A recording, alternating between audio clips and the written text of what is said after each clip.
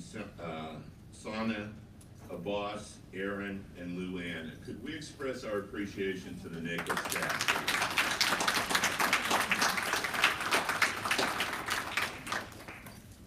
On behalf of Commissioner Roy Charles Brooks, who is currently NACO's president, the commissioner wanted to express his great disappointment that the weather precluded his being with us. Commissioner Brooks has made his presidential priority poverty in the United States, and we were going to get a special gift in his thinking about, as an urban-based poverty policymaker, how the rural component of that is increasingly being thought about in the commissioners and the county governments of our nation. And tomorrow, during the policy panel, my good friend and longtime colleague Matt Chase, Executive Director of NACO, will try to fill in a bit of what the commissioner would have wanted to share. So again, the commissioner was very disappointed he couldn't join us. I am honored to introduce Dr. Sunny Ramaswamy, who is director of the National Institute of Food and Agriculture. Sunny and his agency have funded 3 or 4 RUPRI conferences such as this, and we're really honored Sunny would come out today on a day he didn't have to again and join us. So let's welcome the director, Sunny Ramaswamy.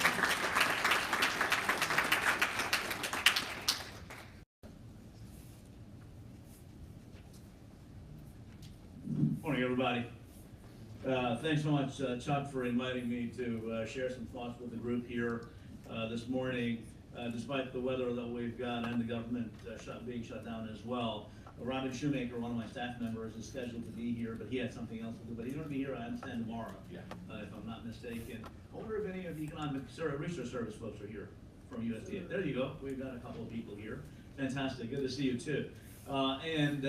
Again, appreciate what RUPRI has been doing here in the last few years, and NIFA has had the privilege of providing funding not only to RUPRI in regards to the work that collectively y'all are doing, but more importantly, many of you in the audience here and across America, you get funding from us as well, and we're truly privileged to be able to provide that funding to convene the best brains to address some of these societal challenges that we absolutely must.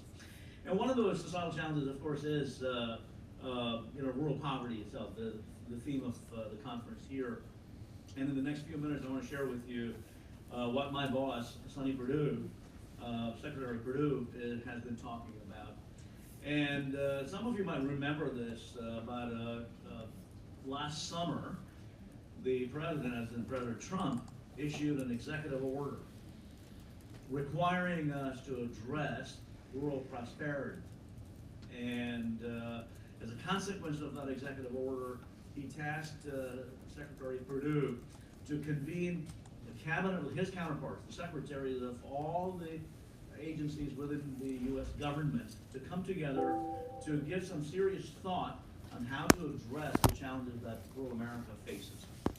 And a result of that conversation over the last many, many months, and within the various agencies within USDA, including Economic Research Service and NIFA and the Agricultural Research Service and others, we all provided support and input to help the Secretary and the Rural Task Force itself develop the report.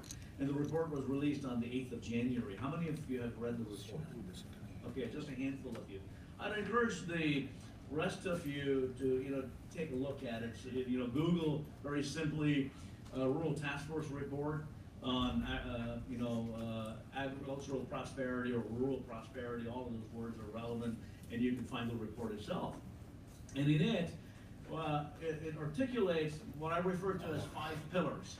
And this is sort of a path forward, a vision that's been articulated. And those 5 pillars are, and in no order of priority, all of them are important. And so we collectively have to pay attention to all of those things. And one of those is e-connectivity. And we might think, well, what the heck does e-connectivity have to do with economists and others, or the natural scientists and others as well, the biophysical science? E-connectivity is obviously rural broadband connectivity and things like that. There's no doubt about it. And the weird thing is, I like to joke all the time. In fact, just yesterday, I gave another talk where I said that, Al Gore invented the internet in America in 1993, and yet, we're worse off than most other countries in regards to our, broadband connectivity in our rural communities. And that is really critically important because it allows people living in those communities to be able to connect with the rest of the world, for children to get better access to educational materials and things like that, for information that allows you to engage in the greater aspects of economic activity and things like that. And the lack of those sorts of connectivities are critically important as well. And again, from your own perspective, working in the world of economics and rural poverty and things of that nature, and as I said, for example, even in the biophysical area. For example, if we have an event in Kentucky where a pathogen has been discovered by a first responder on wheat seedlings in the spring, that knowledge needs to be immediately transmitted to the rest of America very, very quickly, because that particular pathogen may end up showing up in Iowa or in Missouri or other places as well. And so the e-connectivity is not just the broadband connectivity that allows people to engage in their daily activities, but also for the biophysical scientists. And I use that particular example because it happened in 2016. In April of 2016, there was wheat blast in wheat fields in Kentucky, and Barbara Valent was contacted almost instantaneously when the extension agent, the boots on the ground, found it. Instantaneously contacted Barbara Valent, an expert on wheat diseases at Kansas State University. She flew out, because we have the National Plant Diagnostic Network, she flew out to Kentucky, and NIFA had provided funding for her to come up with a rapid diagnostic in a half hour using DNA. She could detect what it was. She did, sent the sample, FedExed it to Rockville, Maryland, to the Animal and Plant Health Inspection Service within USDA for a confirmatory test, and immediately they literally burned that field. It was contained. It's one of the most virulent pathogens of wheat. It could literally wipe out our entire wheat crop. And oh, by the way, it turns it's a strain of wheat blast from Bolivia, and the speculation is that migratory waterfowl brought that over. They took a meal in Bolivia, flew 2,000 miles. The first thing that birds like to do is to take a dump before they start eating, again. And in that poop, then you've got the spores of the pathogen, and the pathogen is going to spread very quickly. And a month later in May, she was asked to fly out to Bangladesh. And same problem, weirdly, the Bolivian strain. Don't know how it got there in Bangladesh, but maybe again, migratory fowl. And unfortunately, it was too late there, and the Indian subcontinent now is infected, and their wheat crop is going to be likely in a lot of hurt.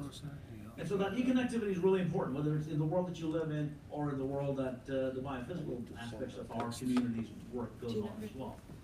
E-connectivity. The second area that the Rural Task Force is really focused on is the quality of life.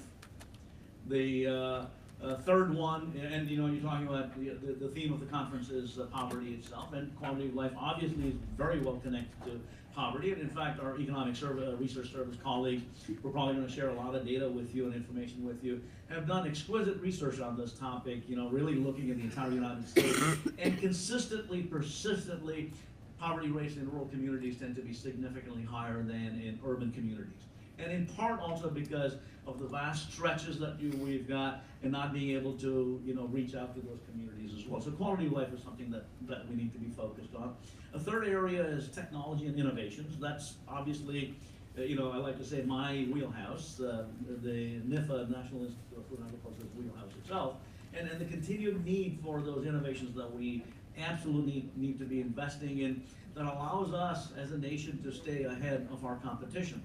And yet we're falling further and further behind, as you know, in comparison with the Chinese and others who are investing significantly more resources than we do.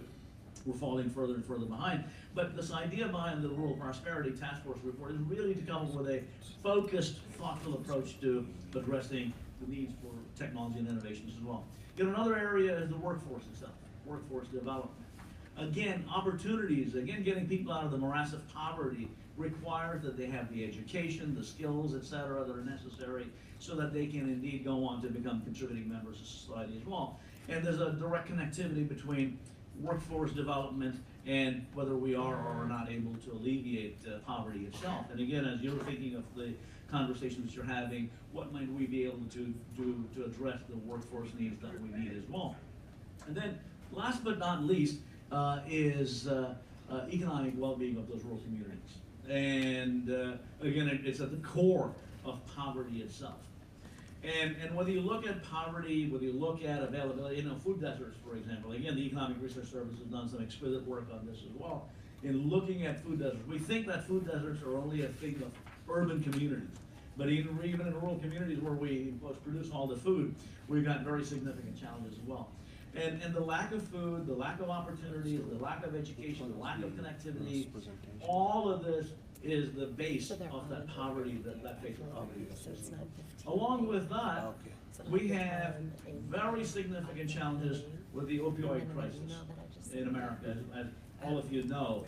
And we have some research that's been done in the recent past says that just about 170 people are dropping dead every day in America as a result of the opioid abuse situation. And in fact, some of you may have read a wonderful article done by Angus Deaton, the Nobel laureate at Princeton University, and his wife Ann Case, on this whole issue pertaining to the opioid crisis and the fact that white males and females between 25 and 55 are dying at a very high rate in America.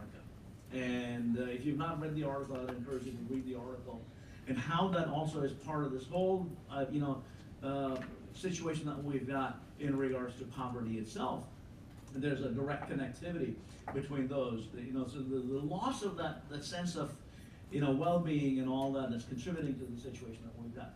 But the very interesting that I want to, juxtapose in looking at this audience right here, okay? I see there's just about a handful of individuals of people of color in this room, okay? And incidentally, if you look at the opioid crisis, the face of the opioid crisis, it's a white face, okay? 170 people dropping dead. And if you look at the rubric that we've got today about the opioid crisis as a nation, we say it's a disease. We say that we should not stigmatize these people that are taking these drugs and things like that. And so we got to deploy all the resources to be able to address this. There's no doubt about it. We absolutely must.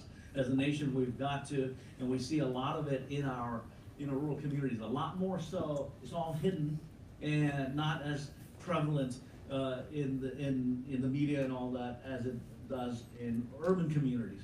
And we must absolutely invest our resources, intellectual and monetary resources, to be able to address it. But look at the face of another crisis we've got.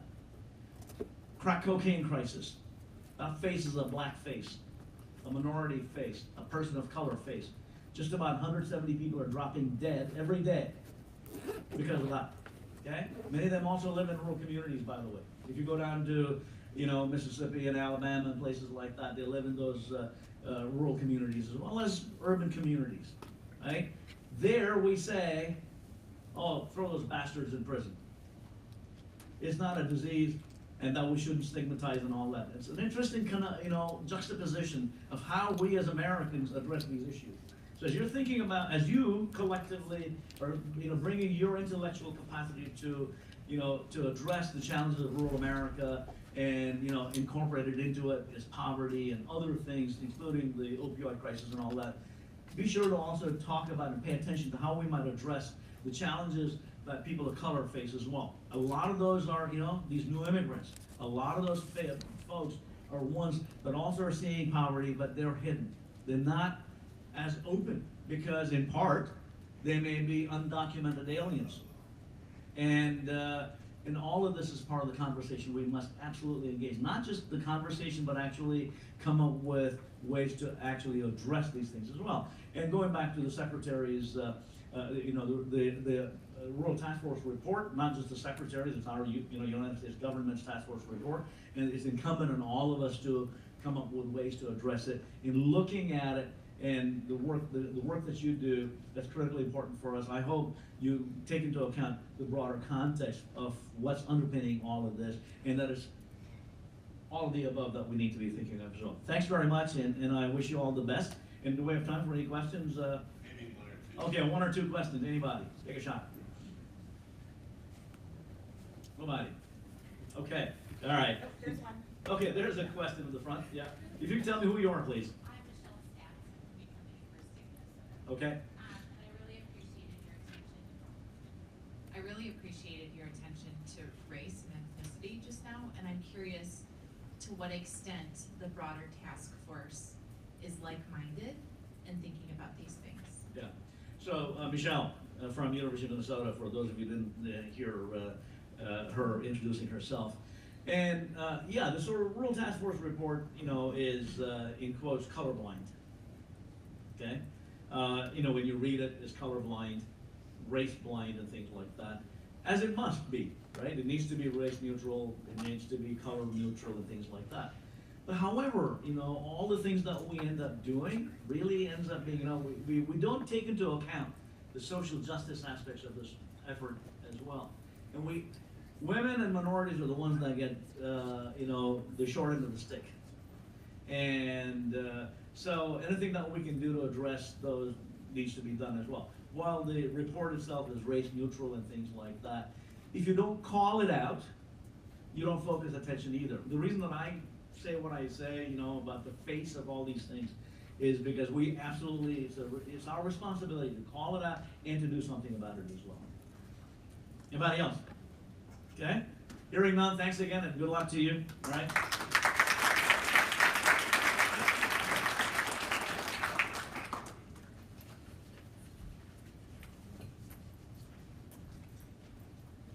Just like to say we're very blessed to have Sonny in that role, and Sonny, we appreciate you coming out this morning. We're gonna get into the core of the conference now, and right behind me in this wonderful NACO slide are the co-sponsors of this event, and this would not have happened without each one of these organizations. We've had to have some movement of some of our key poverty research leaders because of other dynamics and airline flights, but without Lonnie and David and Jim, Bruce and I would not have been able to put this together. And I think we need to acknowledge the great work of the Institute for Research on Poverty of Wisconsin and the Stanford Center on Poverty and Inequality, and the Kentucky Center for Poverty Research. Wonderful partners in this occurring. We're very grateful for their support. It's now my real honor to introduce the chairman of this conference, who has called or emailed all of you at least 12 times as we went through this journey together. I just simply would say that this was an early RUPRI founder. Bruce and I were honored to co-direct an ASPE-funded research center 10 or 12 years ago, and we're so honored that so many scholars in this room today were either dissertation, research, or undergraduate fellows in that first event. And we are hoping at the end of this event that a number of you that are emerging scholars committing your life's work and your intellect to dealing with those people in places that are most disadvantaged in our nation can find a way to unite and come together. We're also honored that the Anne E. Casey Foundation is funding both our colleagues at NACO and their work and us, and we'll be seeking ways to unite those two programs next year and continuing to move this emerging cadre of young rural scholars forward. I want you to give a really warm welcome to the man without which we would not be here today, Dr. Bruce Weber.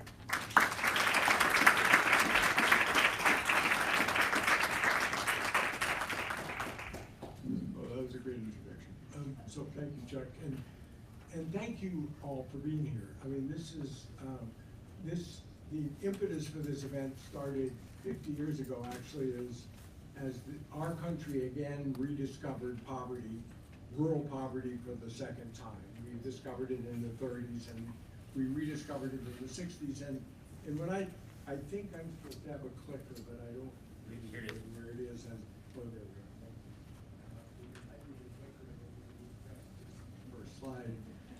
which is a great title slide, but it doesn't get us very far. So,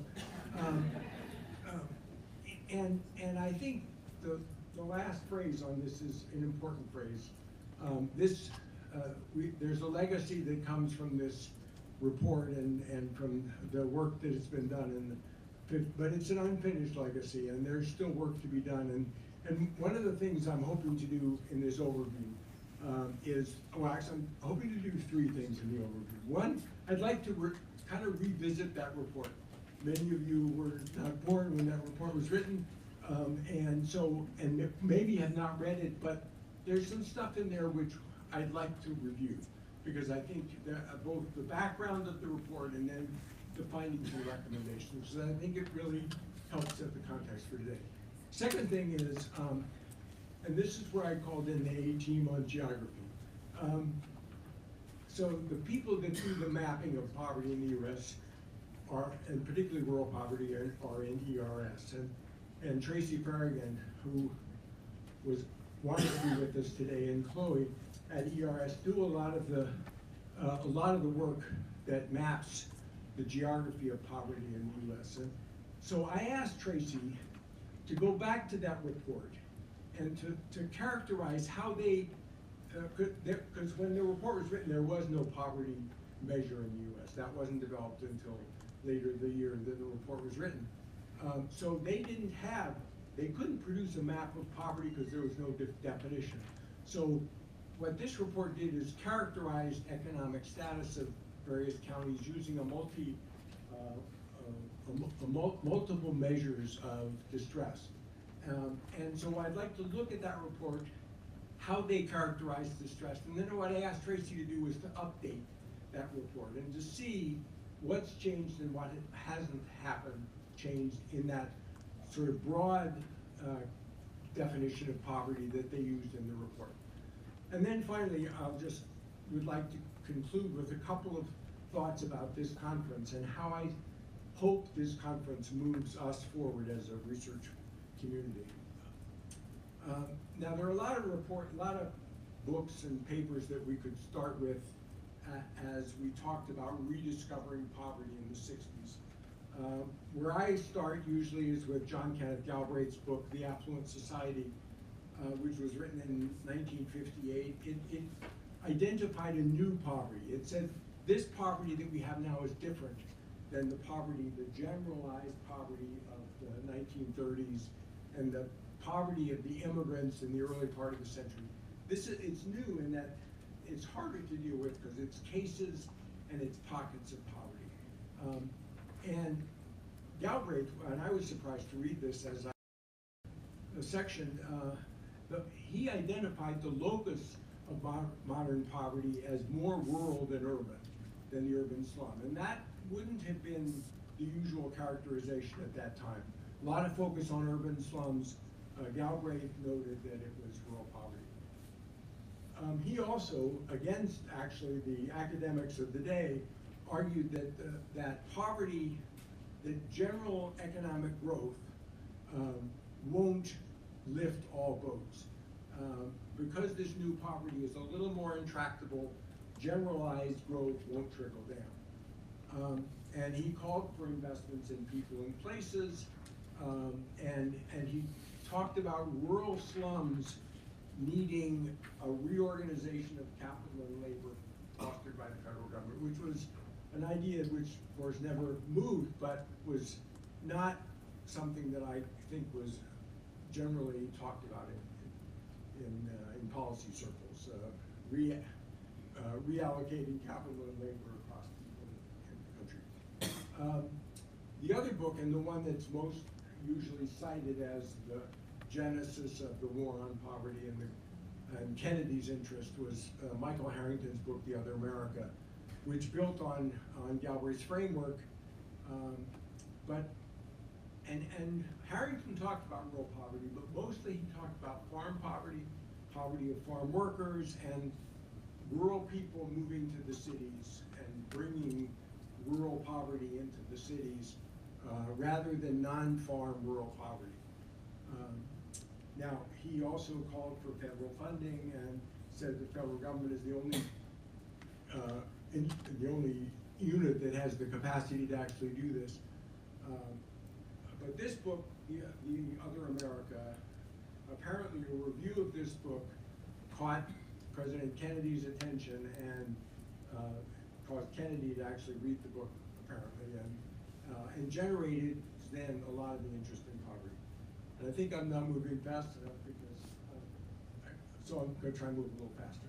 I won't talk any faster, I can't move faster, but, so the war on poverty started, President Johnson declared war on poverty, an unconditional war on poverty in his first State of the Union address in 1964 after the assassination.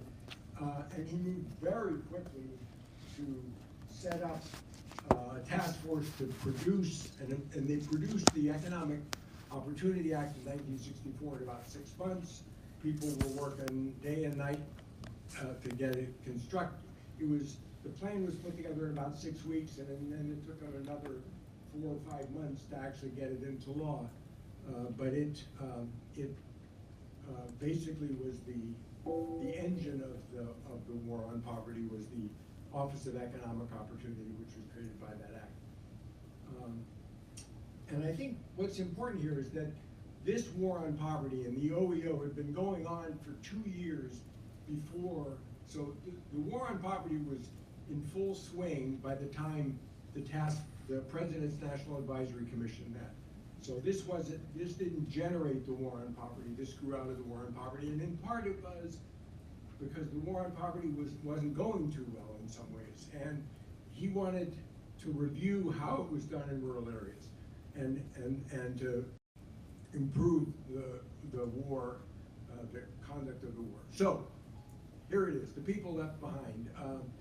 This was, the President created the National Advisory Commission on Rural Poverty in 1966, September, gave them a year to do 3 things: make a comprehensive study of conditions in rural America, evaluate existing programs, and this is particularly to evaluate the relationship between the Office of Economic Opportunity and USDA, who were both kind of trying to be the face of the war on poverty in rural places, and then also to develop recommendations for action. So after a year, I mean, they worked very quickly. They issued a report September 1967. The academics who did the background work took another couple of years to actually get the book. Actually, the book that was all the academic studies underlined, they're supposed to underline the report, didn't come out for a year after the report did. But of course, there was some really good work done. Some of it had been far enough along that they were able to use it in their report, I think. But the big volume with all the academic studies that's associated with this report came out in September of '67. So I think the other, maybe, as you read this report, what's really clear is that this was developed in an era when policymakers thought they could eliminate poverty. They basically had the capacity to eliminate poverty, and so the report is very optimistic and it's very idealistic. One of the quotes in the report is the abolition of poverty, of rural poverty, is completely feasible. This I don't think people would say today, but at that time they would do this. So I'm going to very quickly, if I can, go through what was in this report. They had 14 chapters. The first 2 chapters were on the findings. So they found that there were 14 million rural poor people in the U.S. And this rural is census rural. This is not non-metro. This is people who live on farms in open country and in towns of 2,500 or less. So there were, and 41% of the poor were these rural people who lived in the open country. There was another 20% that lived in non-metro. So 60% of the poor were non-metro, but only 40% were rural. And I think that what they were surprised to find, or were surprised to be able to say, was that most of these rural poor people were non-farm people. This was new. In the previous decades, most of the rural poor were farm people. Now they were mostly non-farm people. Although the rates were higher on farms, the numbers were greater in farms. And it was also, again, contrary to a lot of the popular images, 80% of the rural poor were white. And even though the minority rates were higher, the numbers of poor people that were rural were white was 80% of the people. And they also, they looked broadly, not just at income poverty, but at hunger and premature death and unemployment rates, and they found a lot of the conditions for where rural people live were not good. And it wasn't just that rural people were poor, but they were disadvantaged in disadvantaged communities. And the report very strongly emphasized the connections between rural and urban poverty.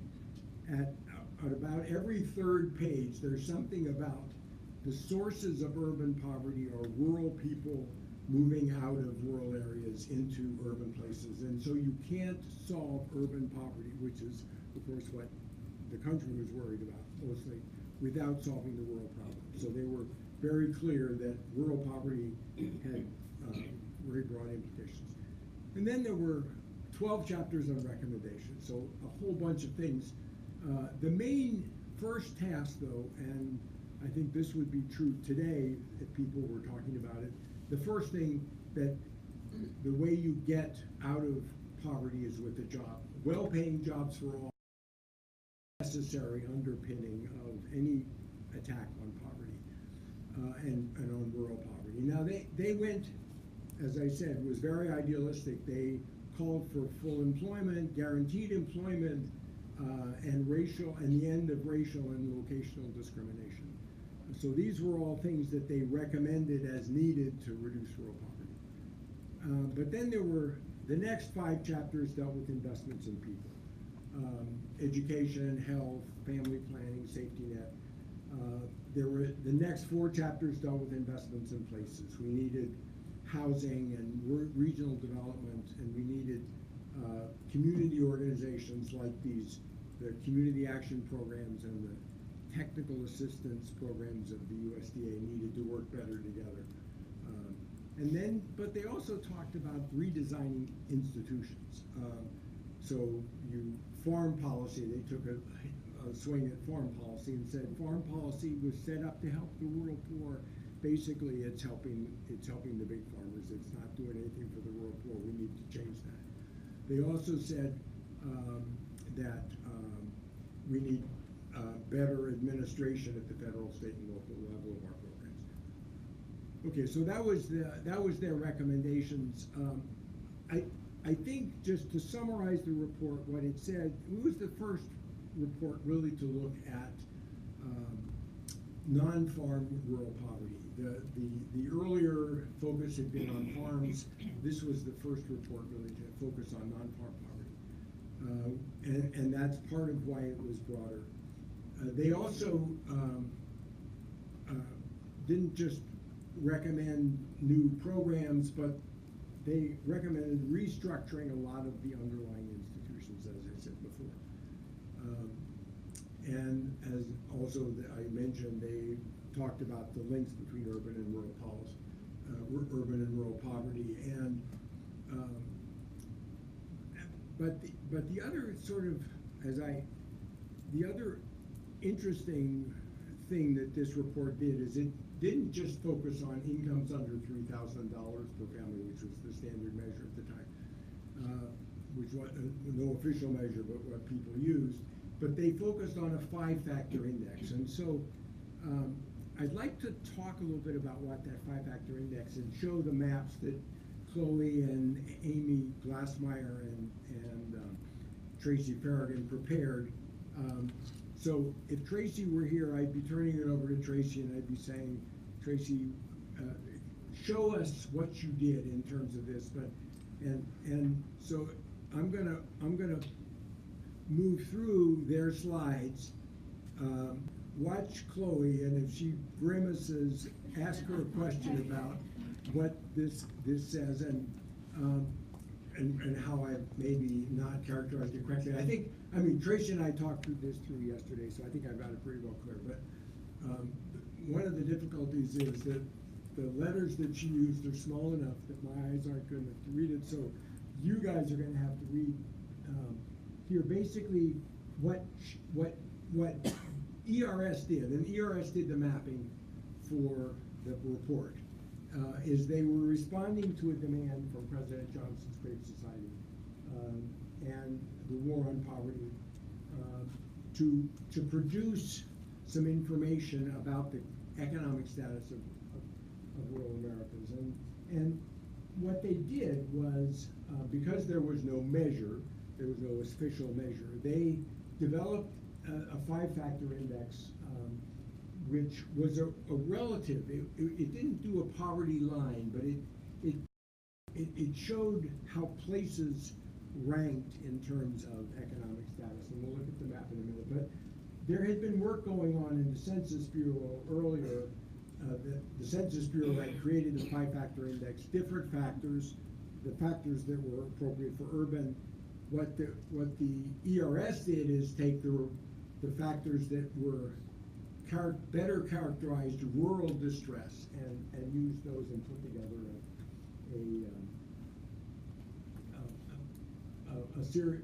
a map that I'll show you in just a minute. But so ERS actually had been doing this work before the census started, and ERS, they, as you can see here in this slide, over the course of the 7 years prior, had been working with different indices of economic status in rural places and rural levels of living. And actually, the rural level of living work went back 30 or 40 years before that. Since almost the beginning, the Bureau of Economic Analysis had been dealing with trying to understand levels of living in rural places. But there's a number of reports that were done. This map here is the map that appears in the People Left Behind. So you can see this, and this map divides counties into 5 quintiles.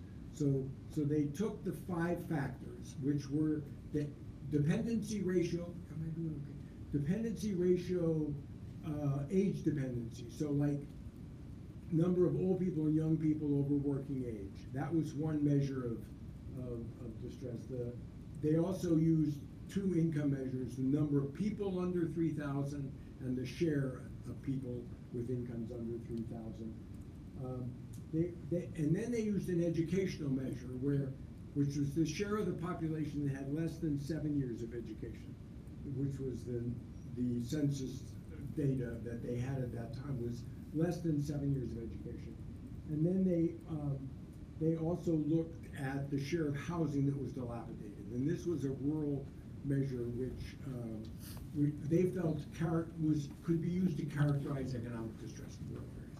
So the map they showed, the dark areas are the lowest, the darkest are the lowest quintile. That's and the white areas are the highest quintile. So these are the places that had the best economic status. If you look at a map of sort of persistent poverty today, some of the same areas that are dark on this map have been dark since 1967 and actually decades before that, earlier. But as you can see, there's a very dark. The darkest areas are here in the southwest along the border, and then some in the upper Midwest. Now, what I asked Tracy to do was to basically update this map. Well, as Chloe will be able to answer questions about, they weren't able to just basically, first of all, the data weren't there. They didn't measure any more people with less than 7th grade education.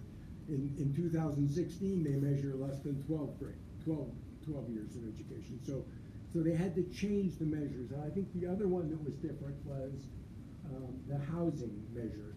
Dilapidated, that was the word they used in 1960. They didn't use that in 2016. So they got another measure of housing. But by choosing those measures, they were able to kind of update or reproduce. This is what, using these current measures, they were able to reproduce this map And it doesn't look quite the same because the measures are different, but it's basically the same map. This is the 1960 status, and you can see the dark areas are pretty much the same dark areas. Okay, so this is the 1960 map, which we're going to be, so it's the update or the reproduction of this 1960 map using the current data and the 1960 definition of rural and the 1960 quintile measures. Now, so what I asked her to do was to say, okay, so if we did that same analysis in 2016, what would it look like? And so we're going to use the new geography. A lot of rural places have become urban places. So we're going to basically look at what's rural today, and we're going to use those 5 measures, and we're going to see in 2016 what would this map, which is the 1960 map, how is it different using 2016 geography and the 2016 quintiles. So these are new quintiles based on the new data from 2016. Well, you can see that some of the, there are some differences actually. The dark in the bottom is quite as dark. This area up here is no longer, sort of upper Midwest looks like it's really not distressed anymore as it was in 1960. And there's a lot more western counties, but I think I just shut it off. Can I turn it back on again? Thank you. Okay. So, okay. So this is right. All right. So this is the next slide, I think, and it shows you how this map in 2016 is different than this map, and it shows that there's a little more scatter at the bottom. It's not quite as dark. That the upper Midwest is what I said, and then a lot of the quintiles move west. The low quintiles are now more western than before. And so, as what some of the point of this slide is that some of the measures, and so if you look, one measure was share of households with income under 3,000. The blue bar shows what that was in 1960. So 50% of households in the lowest quintile had incomes under 3,000 in 1960. The orange bar shows what that number is in 2016. So the share of households with income, and they updated the 3,000. It wasn't 3,000 in today's 3,000. So that's about in half. So there are much fewer households that have income under 3,000 in 2016. Those other two are for all households. I'm not going to talk about those, but I'm just going to talk about the blue and the orange.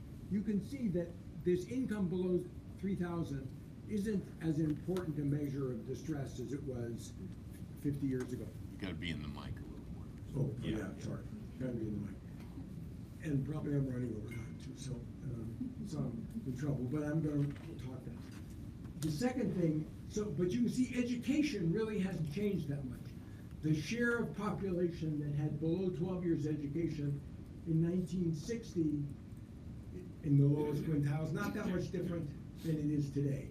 So that is still a measure which could be used. The insufficient plumbing basically is gone. There were a lot of households with insufficient plumbing in the lowest quintile in 1960. There's almost nobody in the lowest quintile that is insufficient plumbing there. So the point of this is measures. If you want to measure a multi-dimensional measure of distress, you probably want to look for something different than you looked at in 1960. Okay, now, 2 more maps. So now, in this map, we took, so this has 1960 geography and 1960 quintiles. So what this did is to take the 1960 geography and the 1960 quintiles and reproduce what they would look like. So if you were in the lowest, oh, sorry. So if you were in the lowest quintile in 1960, let's say you had an index value of 50, and what this map shows is currently you would have an index of 50.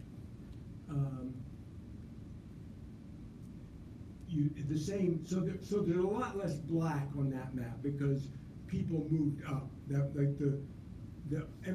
A lot of stuff got better between 1960 and 2016. So what this map shows is that if you take what areas, they look a lot better today than they did 60 years ago or 50 years ago. But I mean, so the 2 points here at the bottom, I think, are the point on the map. So there's a lot of improvement in a lot of rural places, but areas of ingrained poverty remain. They're not as widespread, but they're the same places that they were 60 years ago. Some of those places haven't changed in 50 years. That's I think the point of that. And this next map just really shows it shows what the it shows the absolute difference. So for this color here moved up, which is most of the map moved up. 75% of the counties moved up. But some of them were in the lowest in both, the black areas were in the lowest in both 1960 and 2016. And in fact, there's a, I think in this one, there's a, oh yeah, okay. Among the total counties, 75% improved their status, 2% remained in the lowest, almost 20% remained in the highest. So the highest quintile is almost the same quintile as it was 50 years ago. The lowest is different, and actually 5% went down. 5 minutes. Oh, okay, I'm good. Okay, so what's great here is that I think we're able to see both that some things have changed, some improvement has happened, but some places are the same as they were 50 years ago, and those are the places and the people that are still left behind. Okay, so yeah, failing to account for changes rural-urban, mass summoned improvement in rural conditions.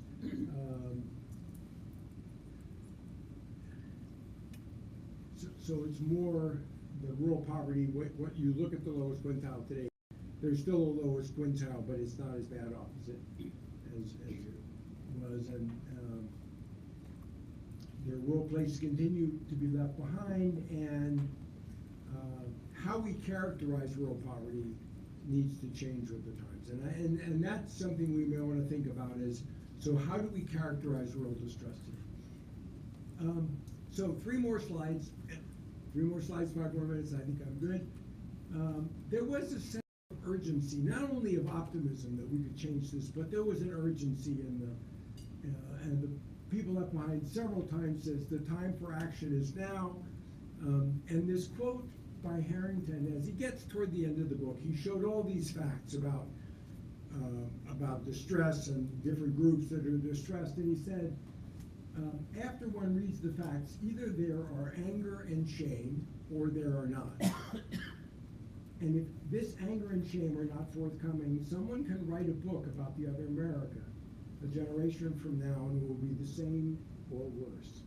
Now, what we've just seen, though, is that there was some anger and shame in the 60s. There was some change, and there were places, so much of this progress has been made, but there, as we see, are still people and places left behind.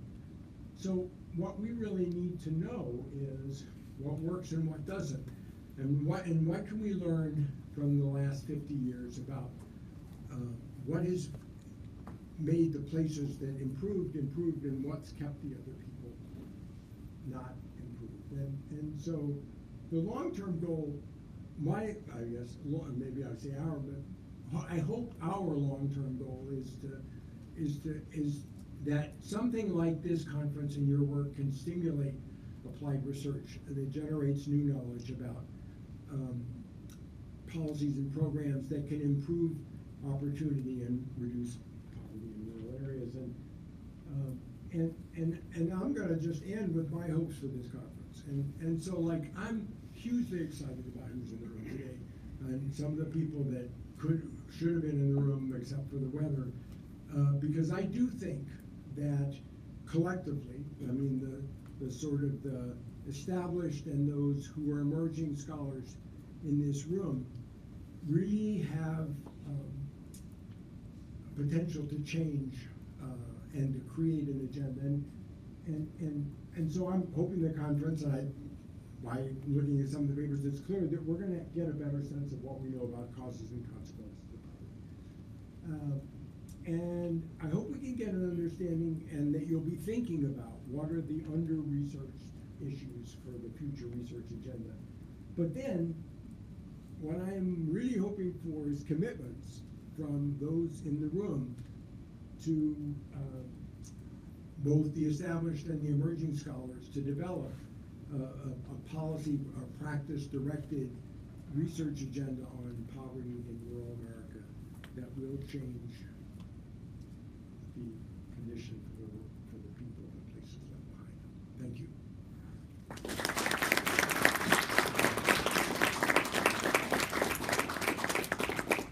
So I think I got 2 minutes for questions. Okay, so if there's any questions, maybe too early in the conference for questions, but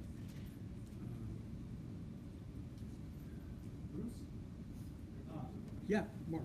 Mark Partridge, Ohio State. Bruce, very, very nice, very interesting. I was one comment you made, I thought was, to me, was a pessimistic assessment. In other words, I think what Harrington said is still correct, and you said they were looking at an absolute, trying to totally eliminate poverty, rural poverty, which I don't know if you could totally eliminate it. Right. However, it would strike me that some of their solutions at that era, which still could apply today, a basic income, which Milton Friedman, Richard Nixon even wanted, jobs government employment, which was something that was very common then, and kind of, wouldn't those things, if there was actually the will that could do it? Yes, okay, yes, I mean, and maybe what you're, so the pessimism is about the prospects for that. It's not about whether those would work or not. Clearly, if we were committed to a job for anybody who wanted and was able to work at a decent wage, we could make a big progress. But I'm not optimistic. And so what you're hearing is a lack of optimism about will, not about what they might do.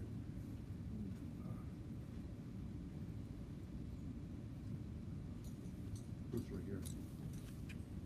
Hi, Karen Rhodes, Senator Smith's office, Minnesota. So, was there any analysis of what trends might have contributed to the previous measures improving? Things like developing prison industrial systems in rural areas, or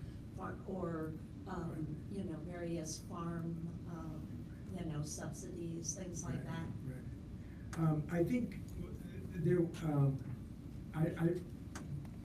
the sense I got from reading their work was some of the things that could have contributed, for example, are the aging of the population, the Social Security, which was a huge, so a lot of the reduction in poverty was elderly poverty, and a lot of the increase actually has been child poverty. So I'm thinking some of it, that's an analysis that should be done, but it, this was a description, not an attempt to actually do, I think it was a challenge to us to do that analysis, to get a sense of what it was, yeah. I'm just curious, Bruce, when you started, Sam Cordes, Bruce, when you started the sort of retrospective look at things, and then you found what you found,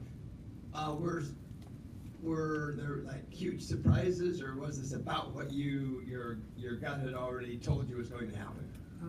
I didn't have a gut, I try not to go into this Yeah. with a gut feeling about what's gonna happen, and sort of just kind of discover what I discover and believe what I see, and that may be a problem, but I think this work has been carefully done. I feel pretty confident that what we're seeing is what's happened. And I think the other thing, maybe to answer your question, has to do, it's not just like the aging of the population and Social Security. The general safety net expanded greatly and over that period of time. And we'll see from some of the other work that's presented today how that really affected rural areas more than urban areas. Rural areas were more advantaged by the changes in the safety net than urban areas, which that was maybe a surprise that I wouldn't have expected. And we'll see that in some of the other presentations, to which we ought to get, as I'm getting right now. Yeah. Was there? Okay, so we're ready. So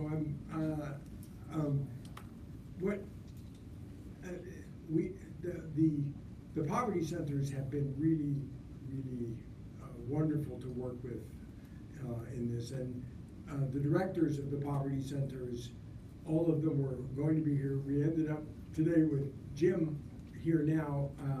Lonnie Berger is going to come later this afternoon. He had something else this morning, so he may be listed on your program as introducing the next speaker, next panel. I'll be taking his place there.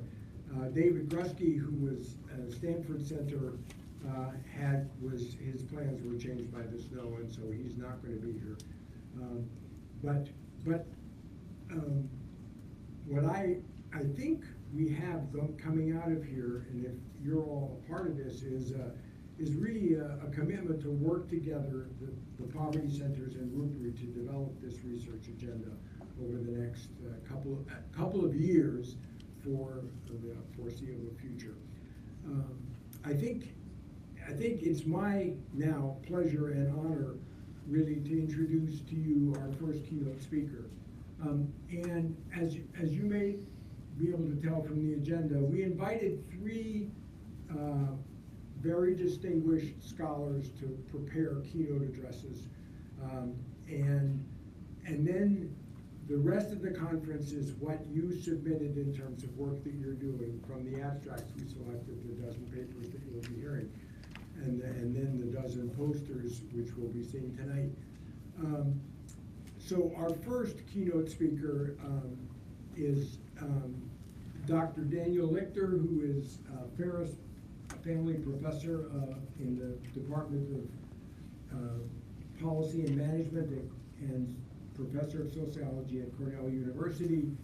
There are a bunch of bios in your packet. You can read about all of the ways in which Dan has contributed to this literature. But I had asked Dan to prepare a paper and some remarks about the demographic changes which have happened over the last 50 years, and some of his observations about why things have happened. So without further ado, I'd like to introduce and bring up Dan Lichter to give our first keynote.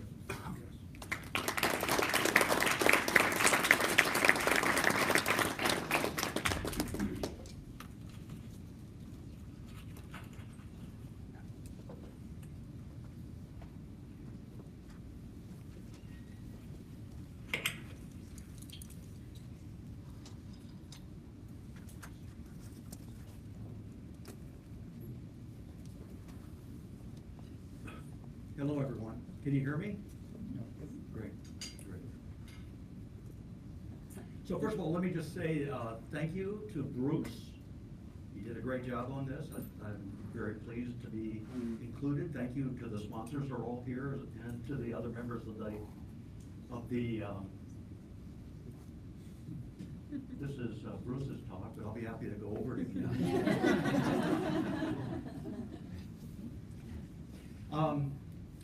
Let me say, first of all, I'm very, very pleased about this conference for both professional and personal reasons.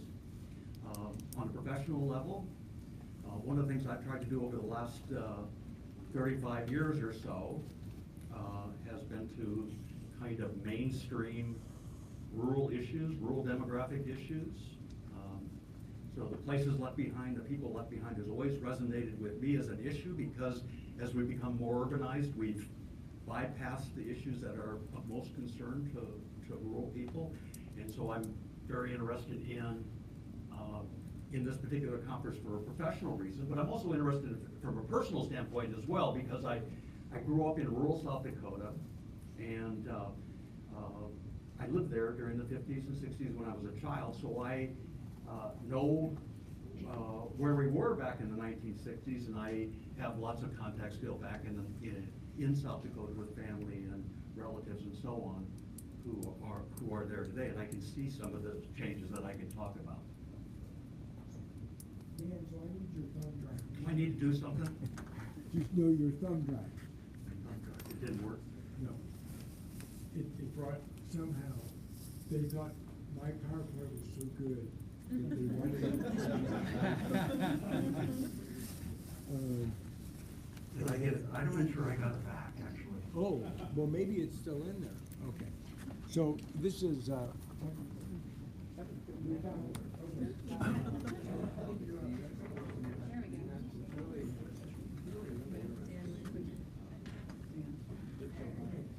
yeah, I think that's right.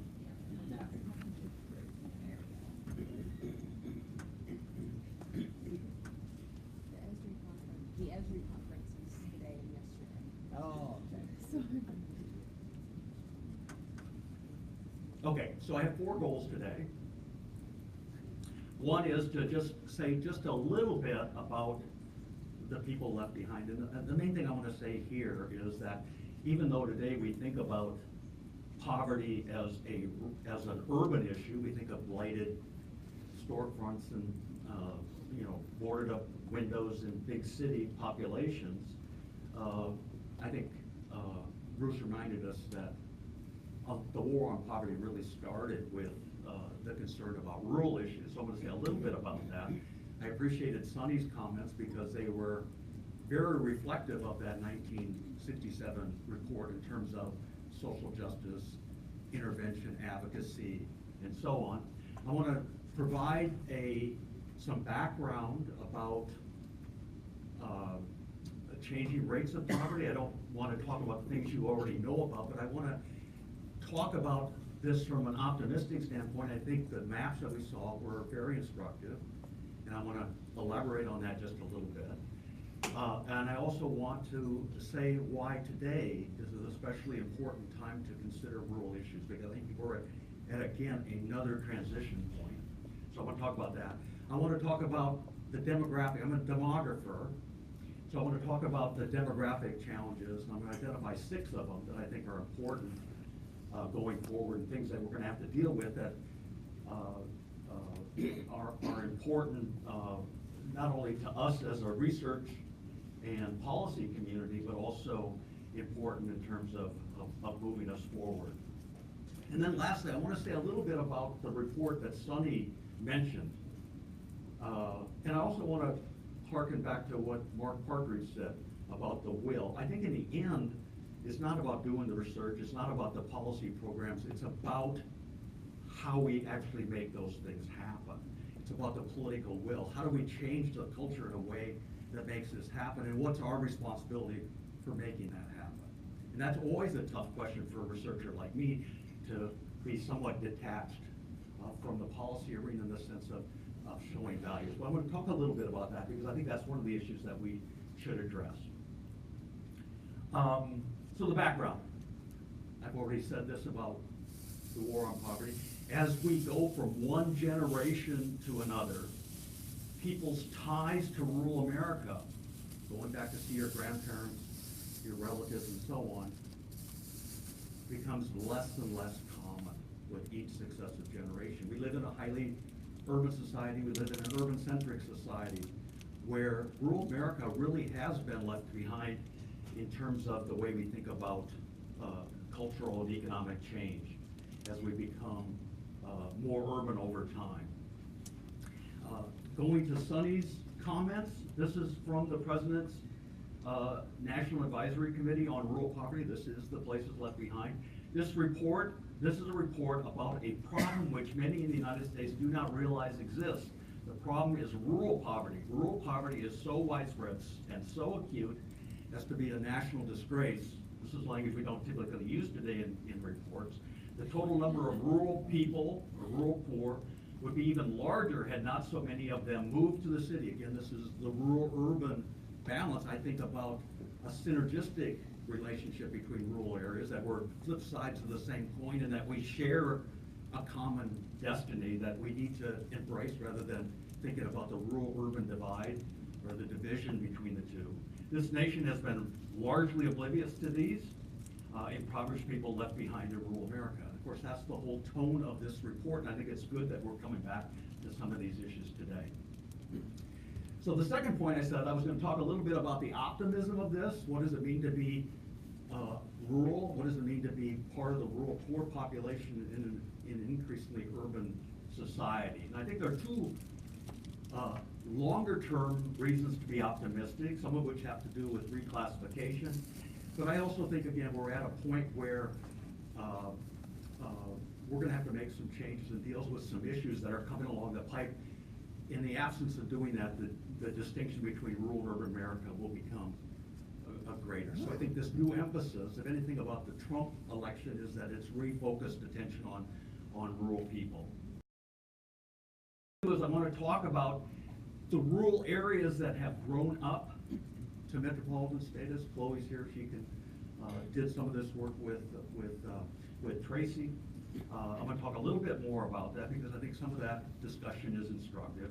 And then I want to talk about the relationship between the way we measure poverty and well-being, individual well-being, community well-being, because I think increasingly over time there's a disjuncture between the two. That is, we can't simply look at poverty rates and their trends or rural-urban differences in poverty.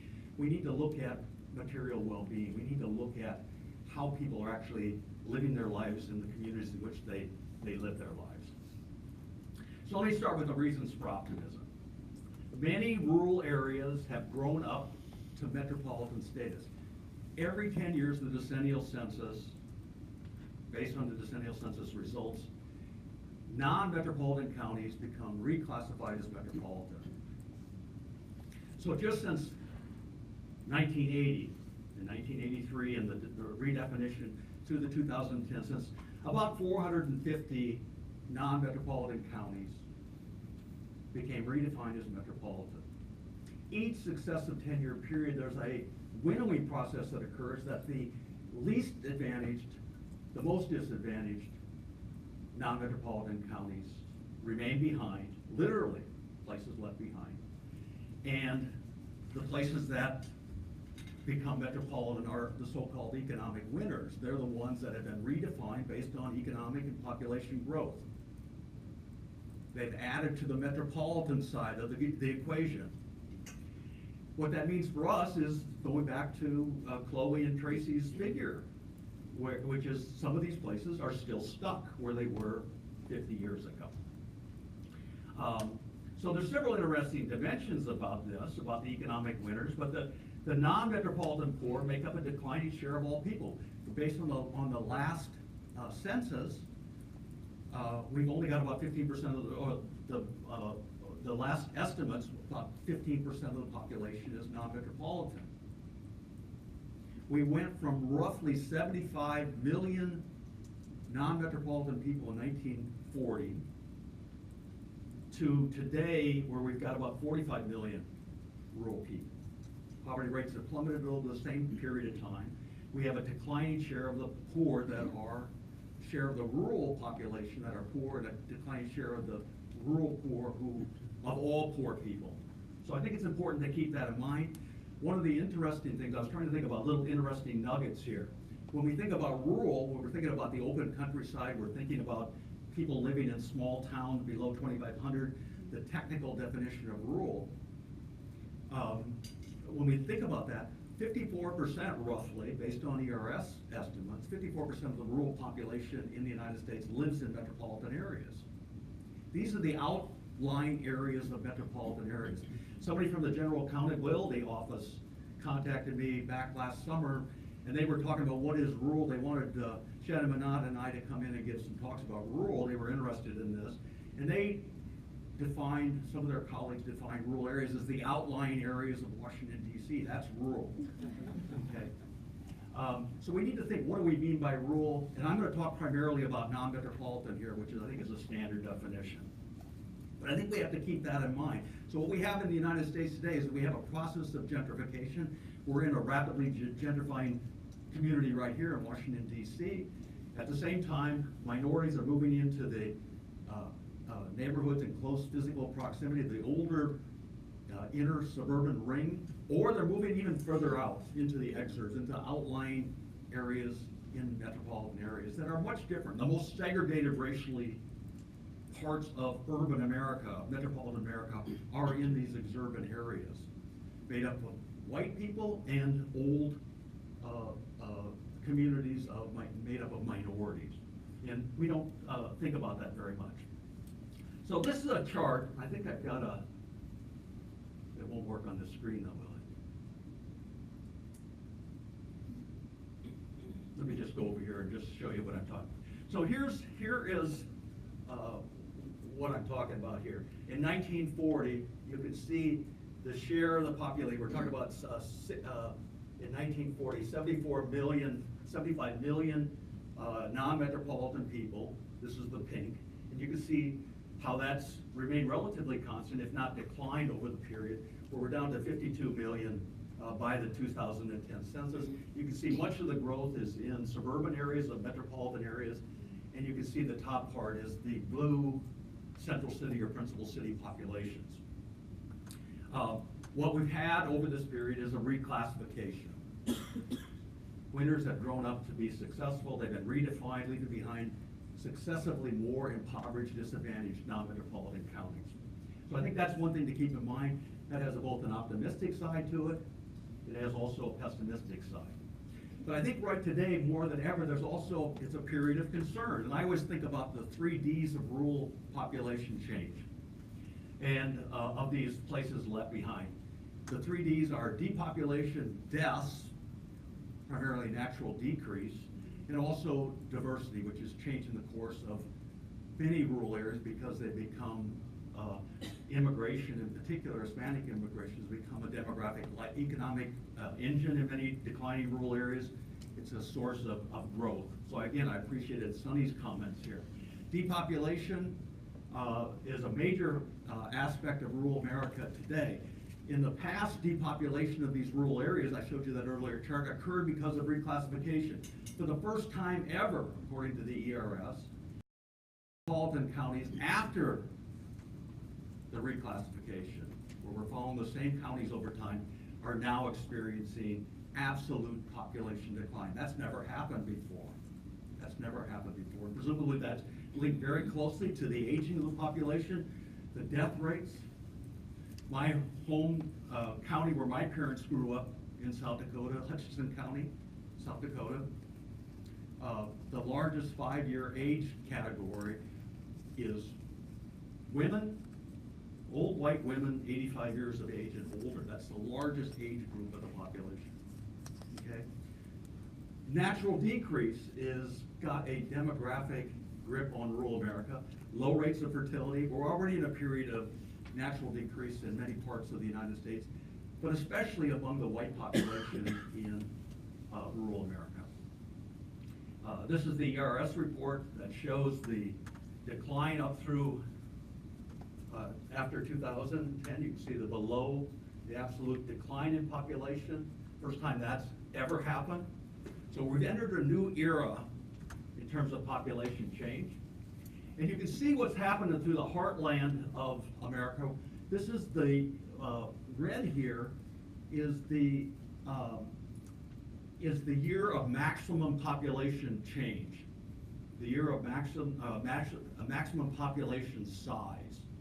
And for many of these communities, they reached their maximum population size back in the 30s and 40s when the farm population was still very big. And you can see many of these declines have been extraordinary. They've lost half their population over this period. And again, you see the winners and losers depending on your place in this sort of settlement structure in the United States. But this depopulation is very real in the heartland. It's real in the so-called Black Belt of the South, but other parts of the country as well. Older manufacturing communities, rural manufacturing communities, and the like. So that's the first point, is this reclassification has made successively those left behind relatively more disadvantaged as they fall further and further behind. We've seen growth and we've seen some optimism associated with also some negativity. The second part here is I don't think income as it relates to poverty is necessarily, seems to be less closely tied to overall individual community well-being and the overall quality of life. And let me just say a little bit about that. When we look back at the 50s and 60s and even earlier, we think about things that we take for granted today. We think about rural electrification. We think about the capture of hydroelectric power with damming the Missouri River and other places. We think about the interstate highway system. We think about things that bring rural people into the urban fold, so to speak, where they benefit from access to urban amenities and so on. And we see that. We saw in the 1960s tremendous interest. Jim Ziliak will be talking about this. Growth of the social welfare safety net and what that means for many, Social Security and so on, that have benefited rural people in rural areas. So there are reasons for optimism to think that people who are poor even have greater access to an urban-based economy and urban-based amenities and so on. This is the poverty rates. You can see where we're sort of stuck with this big declines in the 1960s, and we're sort of stuck here at this particular point. And I say we need to think about the relationship between poverty and material well-being because there's a growing literature about how poverty income is less strongly related to overall well-being than it had been in the past in terms of where people live, at least on average. Okay. So the non-metropolitan disadvantage remains. However, if you look at the supplemental poverty measure, which some of us don't necessarily want to have our own criticisms of it, you can see this is 2013. You can see the rural to urban side. This is the official poverty measure. This is for children. You can see in the case of the official, it's higher in rural than in urban, but it's the reverse for when we use this new supplemental poverty measure.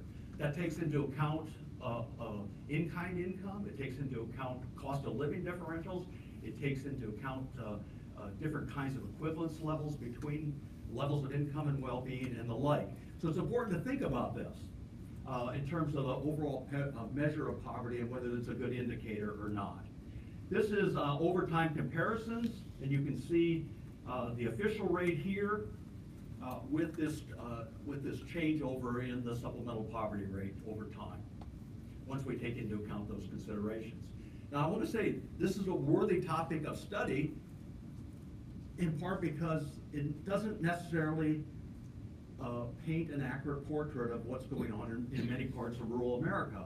There are reasons concerned, even though we see these especially large declines in poverty in rural areas, and we see this especially with the supplemental poverty measure. And I say this because when you look at almost any indicator of well-being, and again, I think we should think more about well-being and what it means to be poor and the well-being associated with that.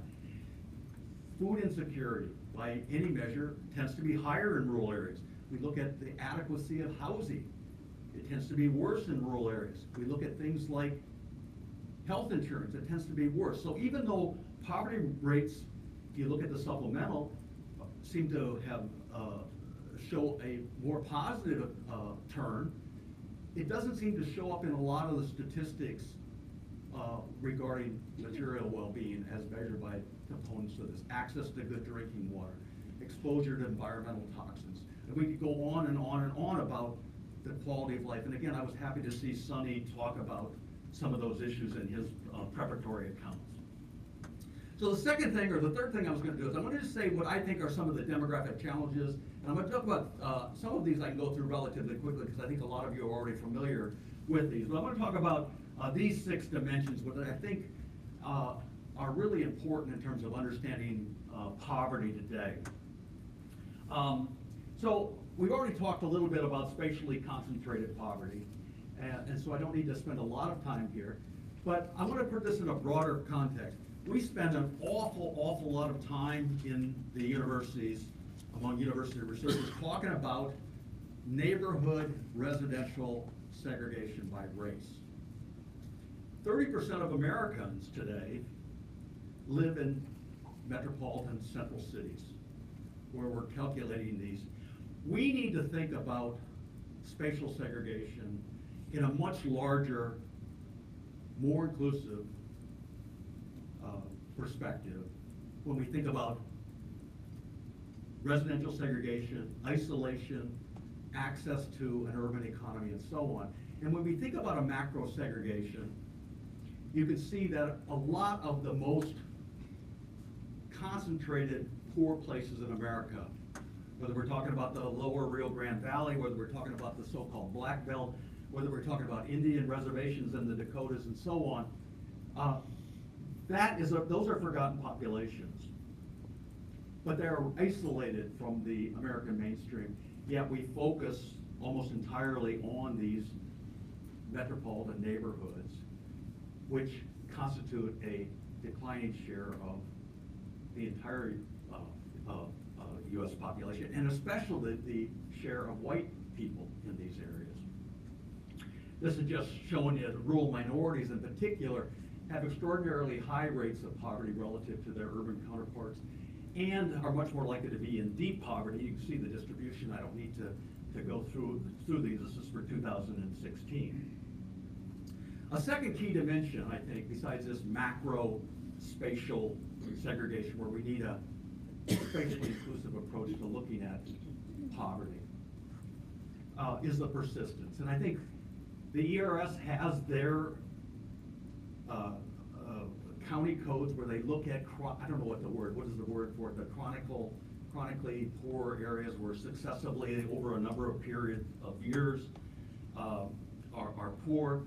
You can see the same thing here about decade to decade greater levels of poverty. Where we don't know very much about, I don't think, and where maybe Raj Chetty and his group, I know Weber's done a little work on this, is the whether people are stuck in poverty, whether they're chronic and persistent poverty, both between generations and within generations. If you become poor in rural America, do you stay poor? What are the patterns of upward mobility from one generation to the next? And there are surprisingly very few estimates of the persistence. I know there was some old work based on the PSID maybe 20, 30 years ago that Greg Duncan and some of his colleagues done. I've been trying to get people to redo this. Ann Stevenson, for example. How long do people stay poor, and when they go out, do they stay out? What is the major thing that's responsible? We don't know very much about that, and I think that's an important thing to study. The working poor has always been a distinctive part, whether we're talking about poverty of workers or whether we're talking about different forms of underemployment. I know Tim Slack and Leif Jensen have done a lot of work on rural underemployment over the last 20 or 30 years, where we look at discouraged workers or people who are mismatched in their occupation or they're involuntarily part-time employed, and so on. These are all important issues. Brian Thede, who can't make it from what I understand because of the weather, he and I have been doing some work along with Tim looking at the working poor. These are the poverty rates among workers. Workers defined as working at least half of the year is how we define workers. And you can see the higher rates of non-metropolitan working poverty relative to metropolitan, whether we define it by the absolute measure, official poverty measure, or whether we base it on 60% of the median income. In each case, poverty rates among the poor are higher, defined the way we've defined it. Again, that begs the question, why are they poor? And then we're talking about the opportunities there, we're talking about skills, we're talking about education, and so on. This is a more interesting chart in many ways, and one that surprised me. This is an adaptation from a paper that we had published just recently in Journal of Rural Studies.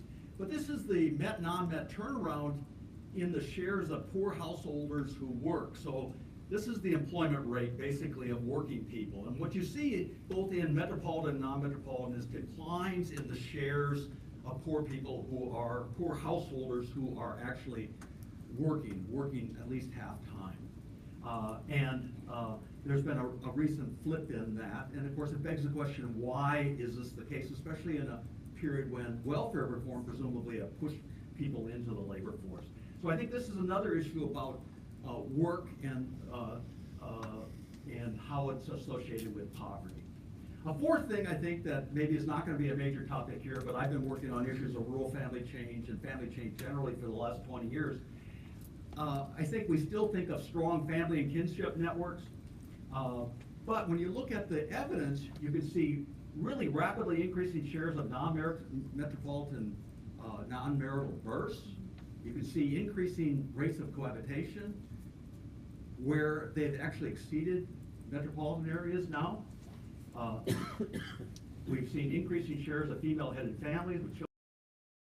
There's been wholesale convergence over time in rural-urban indicators of family well-being. And it's not all driven by economic considerations. There's a large cultural element to this that I think we need to understand without perhaps returning to a culture of poverty, but these things are mutually reinforcing. So across here we've got the percent of the population in non-metropolitan counties with that are without a high school diploma. And what you see here is as you have more, this is the percent of children in single-parent families that increase whether the county young adult education was high or low. So poverty among kids increased regardless of economic well-being over this 20 or 30 year period. It's higher obviously in areas that have low rates of education, but it's occurred everywhere. So it suggests it's not just an economic thing. It's how do you, if you want, how do you put that family issue back in the bottle, you know, sort of out of the box now? How do you change that, or should we change that? This is doing some work right now on how unintended pregnancies are resolved in rural areas. Think about non-marital fertility. And one thing we know is that when you have an unintended pregnancy in a rural area, it's much less likely to end in an abortion. It's more likely to end in a miscarriage, and it's more likely to end in a so-called shotgun marriage, or what I call shotgun cohabitation today. People get pregnant, then they move in, and a very small percentage of those actually go on to get married. This is just a chart that shows for every region access to an abortion clinic of some sort in these rural and urban parts of America in these various regions. So that's another issue that I think is understudied.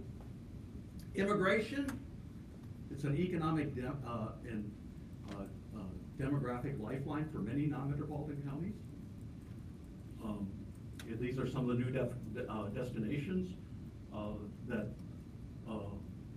are evident across the United States. In non-metropolitan America, 60% of the growth during the first decade of the 2000s was a result of growth of the Hispanic population.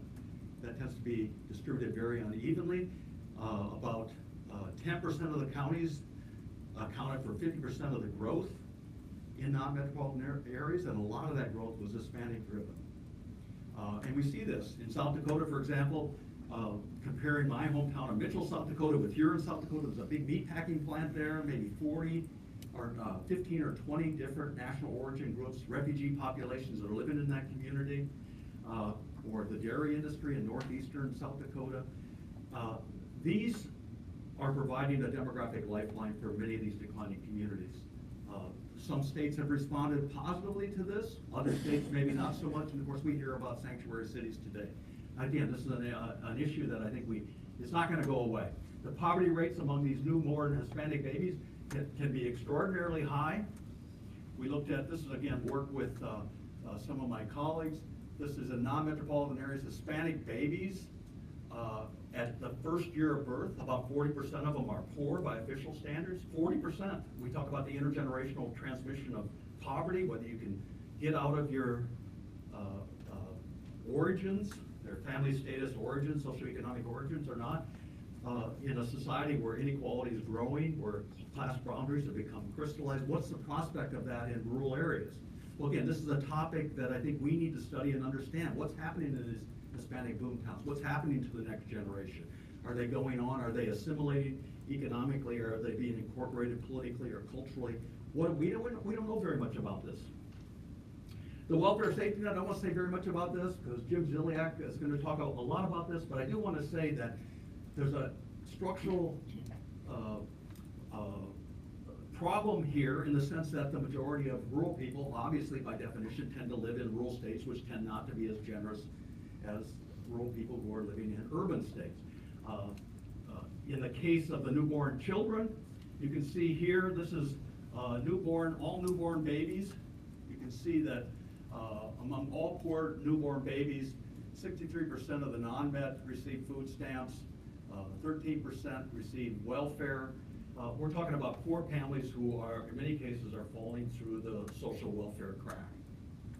And in some cases, it's because they don't have parents who are here either illegally or because they haven't met certain kinds of residence requirements. I can talk about this too. On the left is rural areas, on the right is urban areas. This is just, somebody always asks about this, so I put in, this is from a paper by Nolan. After taxes and transfers, this is after we get money and after we give money out, receive Social Security, whatever. You can see the effects in rural areas of after taxes and transfers is much greater than what we see in urban areas. Why is that the case? In large part is because we're talking about an older, aging, rural population that's receiving Social Security as opposed to in metropolitan areas. Okay, how much time do I have? I don't have very much time, do I? 2 minutes, okay. Here's what this report looks like. I suggest that you see it in part because this is really part of the political economy of poverty reduction in some sense. Doing another study, we've done hundreds of studies, thousands of studies, and here our poverty rates barely budged over the last 40 years, since the 70s. You know, we've got some in-kind things where we have the invisible safety net, it's sometimes called. What can we do? Well, I think a lot of it involves political will. I really do. And until we make those kind of cultural changes, until we become, I'm not saying that the scientists, the social scientists should become advocates, but until we somehow convince the people who are making the political decisions and those people who maybe are voting for those people who are making the political decisions, nothing's going to change, I don't think. Here's the unleashing the potential and ingenuity of rural communities is an integral part of making America great again. Here we're talking about this synergy, this symbiotic relationship between rural and urban areas. I think that's the way we have to think about this. Here's the things that Sonny talked about in his presentation. I don't need to go through all those again. So in conclusion, going forward, I think we have some serious conceptual barriers that rural and urban destinies are shared and often synergistic. We can talk about it in terms of regional or community development. Mark Partridge and his colleagues have done work on sort of growth pull strategies in some sense where you're investing in particular regions as opposed to particular communities. I always think we should try to do something on rural moving to opportunity. I know that seems counterintuitive to get people who don't have jobs in Appalachia or whatever to move somewhere else and leave behind an even more depleted rural population. But somehow it seems like we need to think about how we can sort people from areas of job deficits to job surpluses.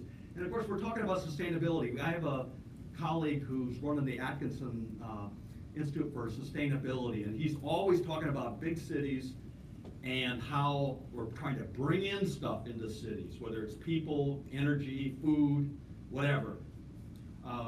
And then we're trying to get it out. And by getting it out, he means dump garbage in rural areas, take their prisoners and send them to rural areas, whatever. So I think we need to think about this synergistic relationship in terms of sustainability, not only for urban areas, but also for rural areas that in some cases depend on urban refuge. Do I need to say anything about this? Lots of heterogeneity. I think we need to do more about not just poverty, but also what is poverty income buy? What do we get out of poverty? What do we mean when we talk about poor people living in poor communities? We need to marry those two concepts. We need to talk about social inclusion like they do in Europe, where they talk about to what extent can you become full participating members in society. That doesn't seem to be the case in rural areas, and we see it in the sort of geography of despair that Shannon's going to be talking about tomorrow. So rural and urban areas are flip sides of the same coin, and I'm doing this just to show you. This is a special issue of the Annals that Jim Ziliak and I did that just came out this last. Bruce, a few other people in here have chapters in here talking about the synergies economically, about health, about what other things did we cover? I can't even remember. A lot of different things, and why we need to have a more holistic thing. I don't think people are going to care about rural areas unless we can show how it affects society overall, how we're all in the same boat together, and that's sort of the plea that I've been trying to make and trying to think about that as a research stream. So thank you very much.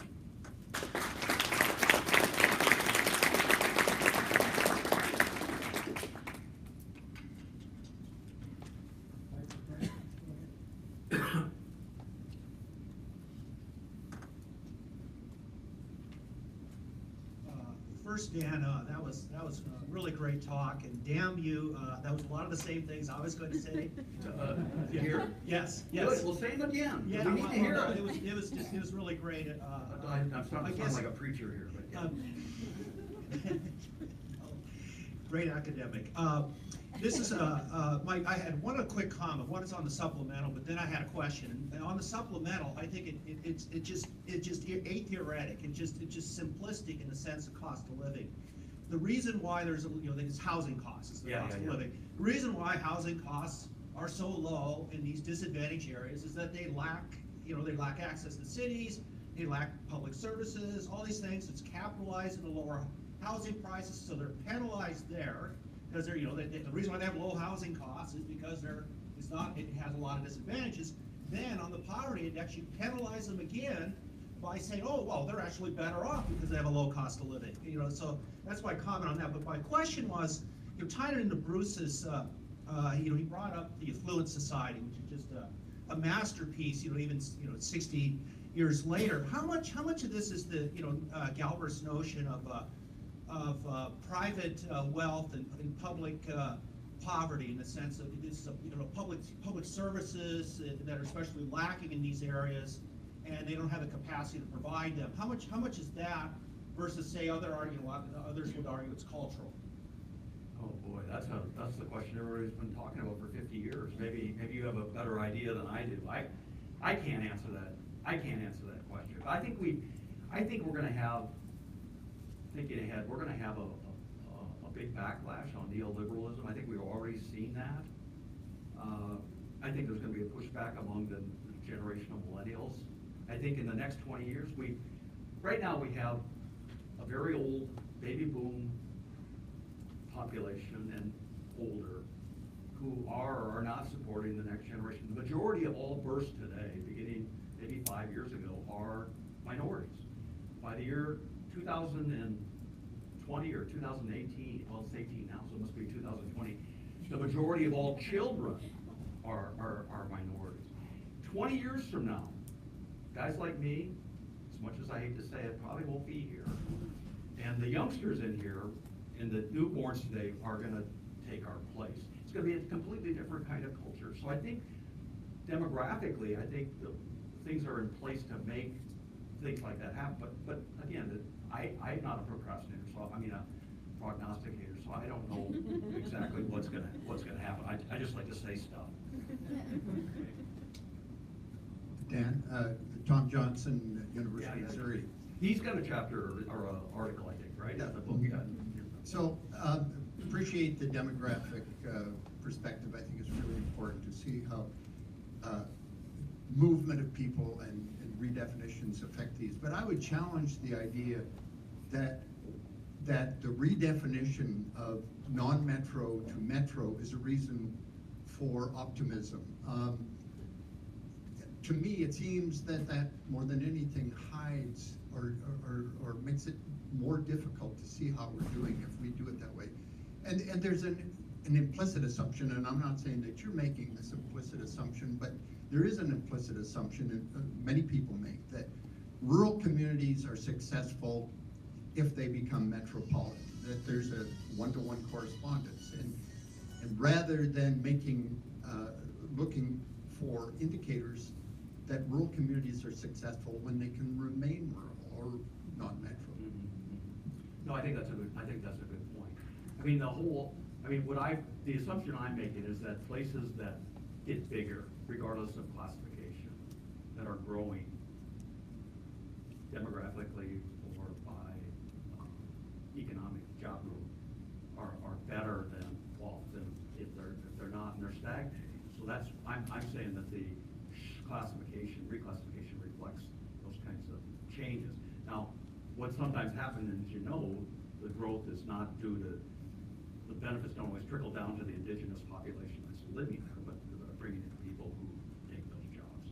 I've been doing some work on immigration, for example. I've been interested in the rural South where immigrant populations have moved into areas with large African American populations, wondering whether they're being displaced. Blacks are more likely to be unemployed or more likely to take different kinds of jobs in different industries, or whether they move out, or whether they go on welfare and so on, or whether they affect the community in other ways on the tax basis. And in general, what I find is that that growth tends to benefit everybody, including African Americans, even if they take some jobs. So, Sam. Just an observation more than anything, and great job, by the way. Yeah, just an observation, and again, thanks, Dan, for your usual great work.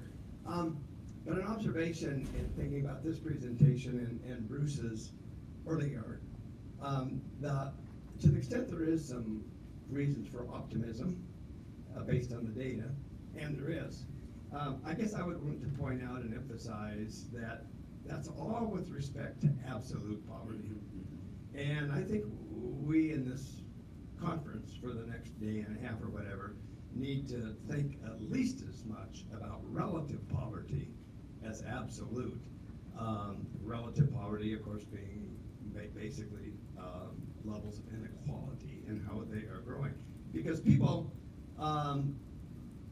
sense of well-being isn't just whether or not they have food on the table, it's what they have on the table relative to their neighbors. And the one specific thing that was in your presentation that I liked was when you, because on the relative sense, it seems to me that there's two ways of thinking about that. One is it is static at a particular point in time, and the other is dynamic in terms of intergenerational mobility. And one of your bullets was that possibility for intergenerational upward mobility is lower among rural counties based on Chetty's analysis than in urban, and I think that's right. But we've had some communication with Chetty and his people, and there's an interesting anomaly in there if we're understanding everything right, and that is there's quite a cadre of rural counties, largely where you and I grew up in the Great Plains, where that upward mobility is extremely high from rural counties. And our first thought was, well, that's just because people like you and I moved out. But Chetty says, no, the people that stay there are also increasing their upward mobility far above the national norm. And I think that's somehow significant in terms of what is it about those communities or values or culture. I don't know what it is, but we need to know what that is. That's pretty important.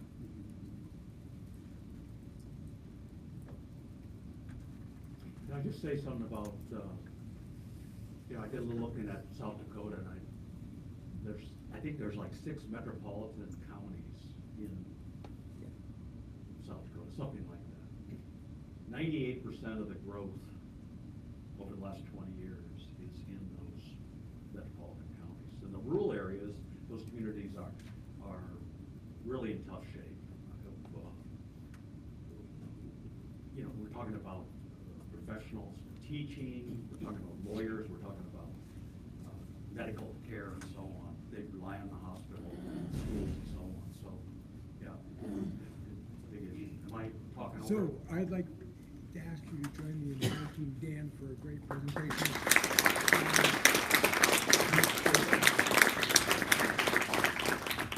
15 minutes, coffee's in there. Come back here in 15 minutes. I'll round you up. See you soon. No, you didn't sound like it, but you just said it.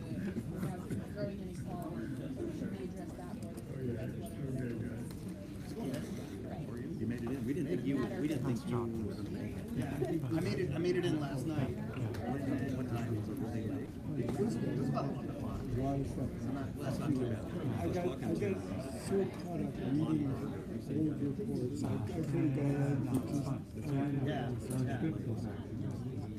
Yeah, what happened to me is I had seen it's also starts this an hour later.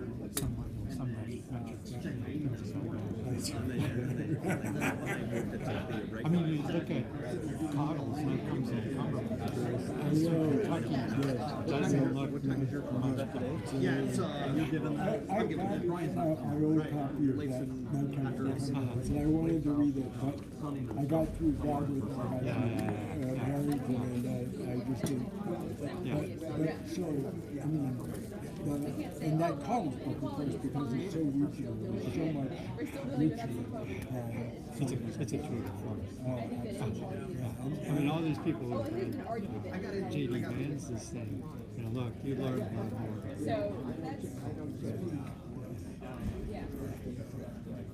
It's interesting. So it's good. So we're actually slowing down a little bit right now. But it's actually accumulating. Yeah, so this is fine, and I'm okay as long as we're here. So tomorrow, it's going to be for the I know Linda's not, and the reason is not that her plane got canceled and reworked, but her mom is not.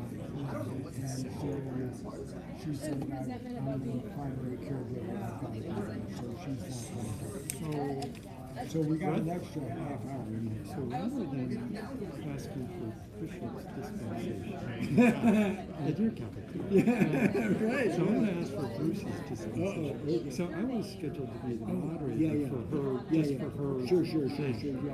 What yes, is get up early, last at the census, do a couple of things. And I'm picking up a lot of the moderating duties, and Well, since she's not here. Yeah. And I'm So not right, no, you're not right, and you were just to introduce her. Yeah. Thank you. So there's actually no reason for that. There were a few things I couldn't finish yesterday. I can only access the data when I'm out. It's at the census. You should absolutely do that.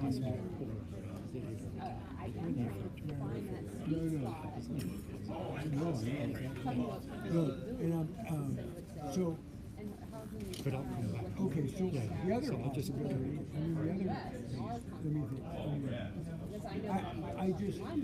what I was hoping to do when having each of you is not to be visibility, but it is to acknowledge your glory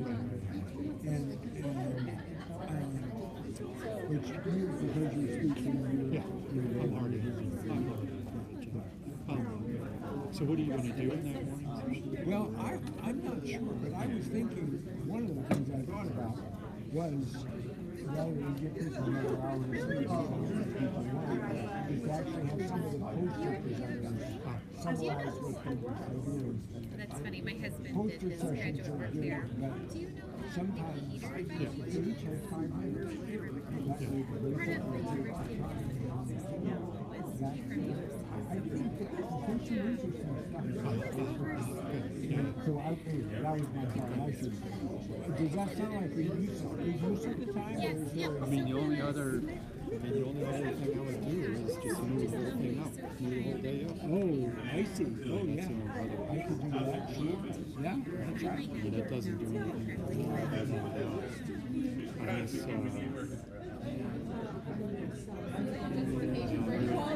you would gain, so if we started at, started 9:19, well, 9 for the walk home. Not that you have like a lot of time. So you gain 45 minutes, which means, and that's a little awkward, right?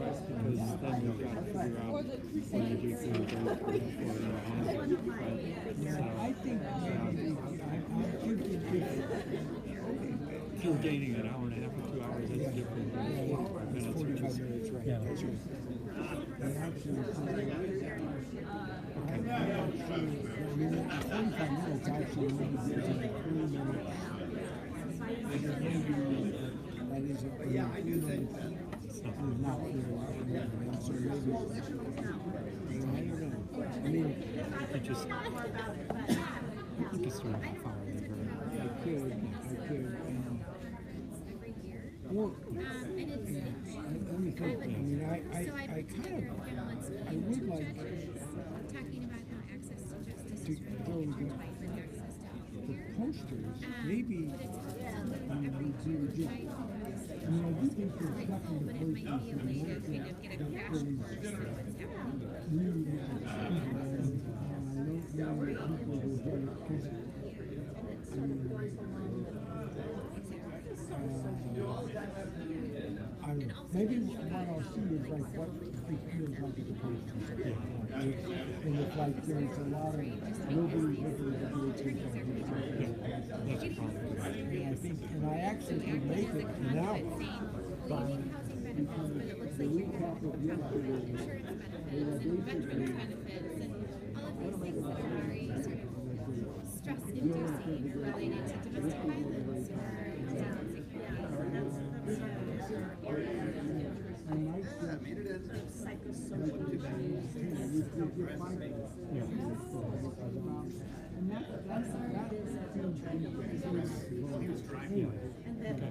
those resources available? And then I'll come back. So, yeah. Yeah, it's really to run like 5 minutes. So it's all qualitative. But I can't do it, even though we have an RDC in Kentucky, But I it's have been clearance to interesting to revert talk to within about stuff interface. certain The rules, the way they're set up. and how they This care particular for thing their doesn't have mental to see health, their file. medical providers, or how they I have to do that. So, if it's just straight census data, I can do it. Yeah. So, I got it. Thank you. Driving in and slushy, walking in and access to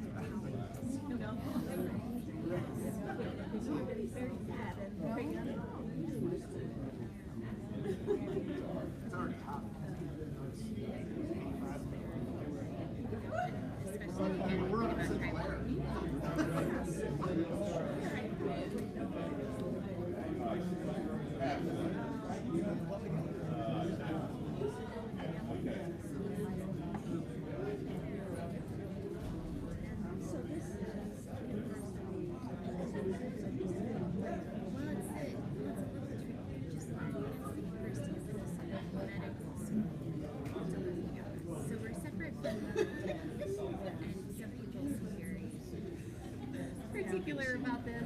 I guess I'm starting to adopt now. But yeah, so if you could ever use featured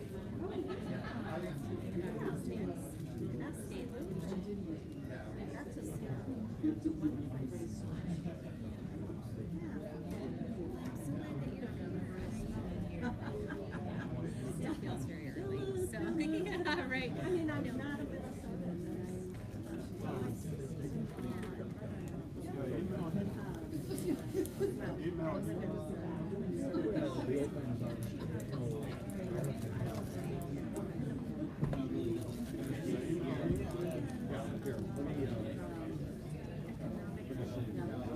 Yes, that's why I'm here. Write that baby down. Write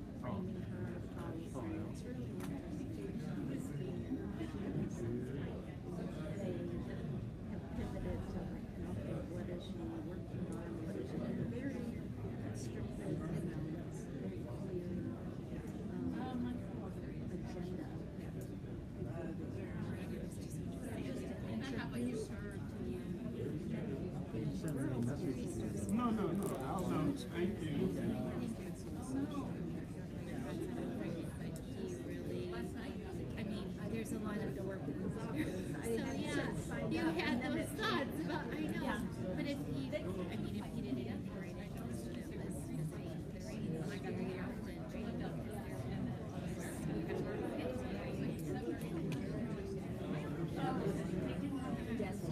the Nice job, Dan, as always. Yeah.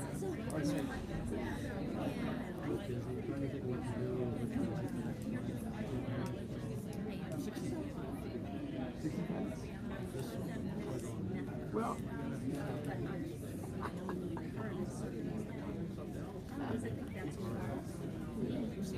you'll figure it out. I figured it out, and you know, I doing stuff like this on RUPRI,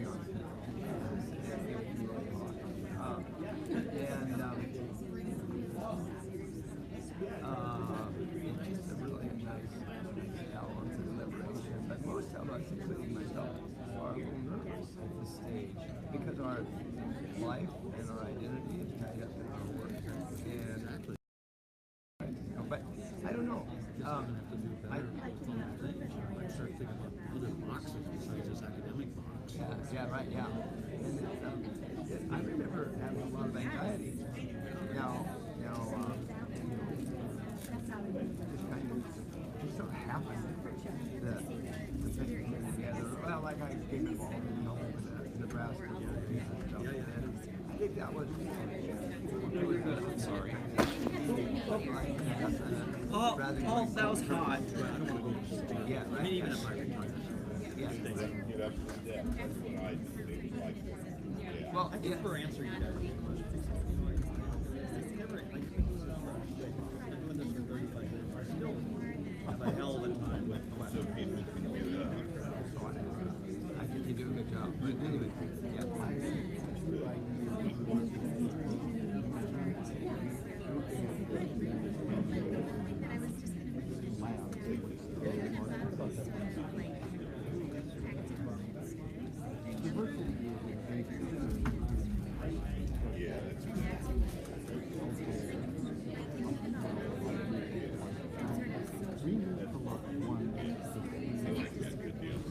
What are you hearing, if any? Kevin can't make it a concern. So it's still, we're being covered. So currently at 19% response rate, which makes me really proud. Yeah, and then there's also, and particularly in our Well, there's a white flight going on there, where they're starting to like a fun in the community in Minnesota. so just moving across the board. School there that they didn't have before. It went from about 3% So a Hispanic lot of to others are really majority not another white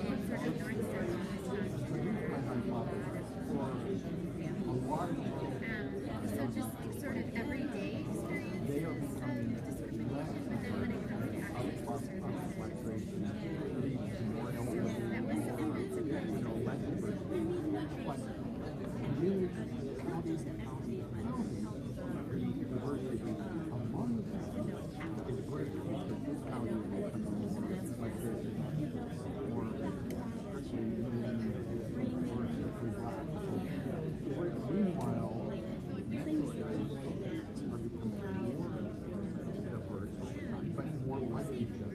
services, that was Washington is a lot like Baltimore, which is a lot like Chicago, but they may be more diverse. Internally, more alike. So that's really important for politics, because you think things that work in the metro area and diverse may not work in many non-metro places because they're less diverse, but very different.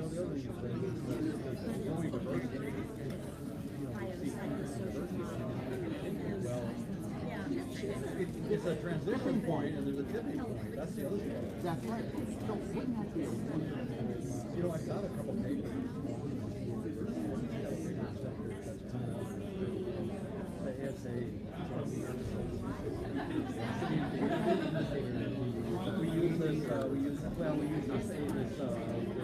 index. The building blocks of the tile, that H or whatever it is.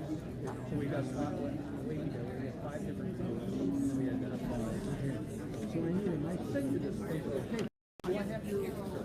Let's get, are you gonna do a wobbly or?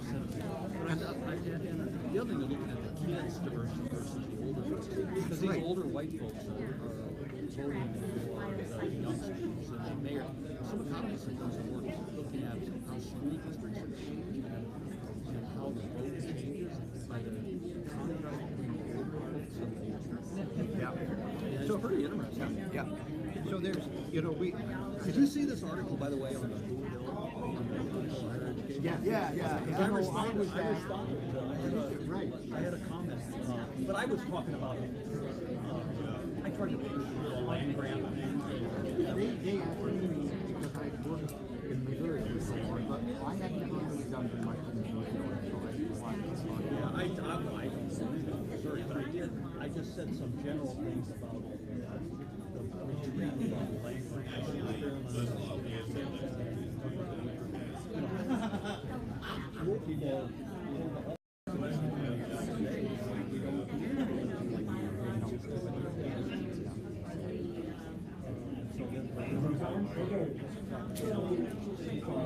We're ready to start. We should be ready to start. I'll send you a couple things on interesting in the diversity. So,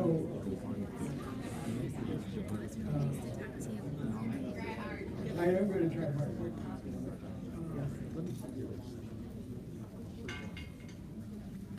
Thank you. We've got a great.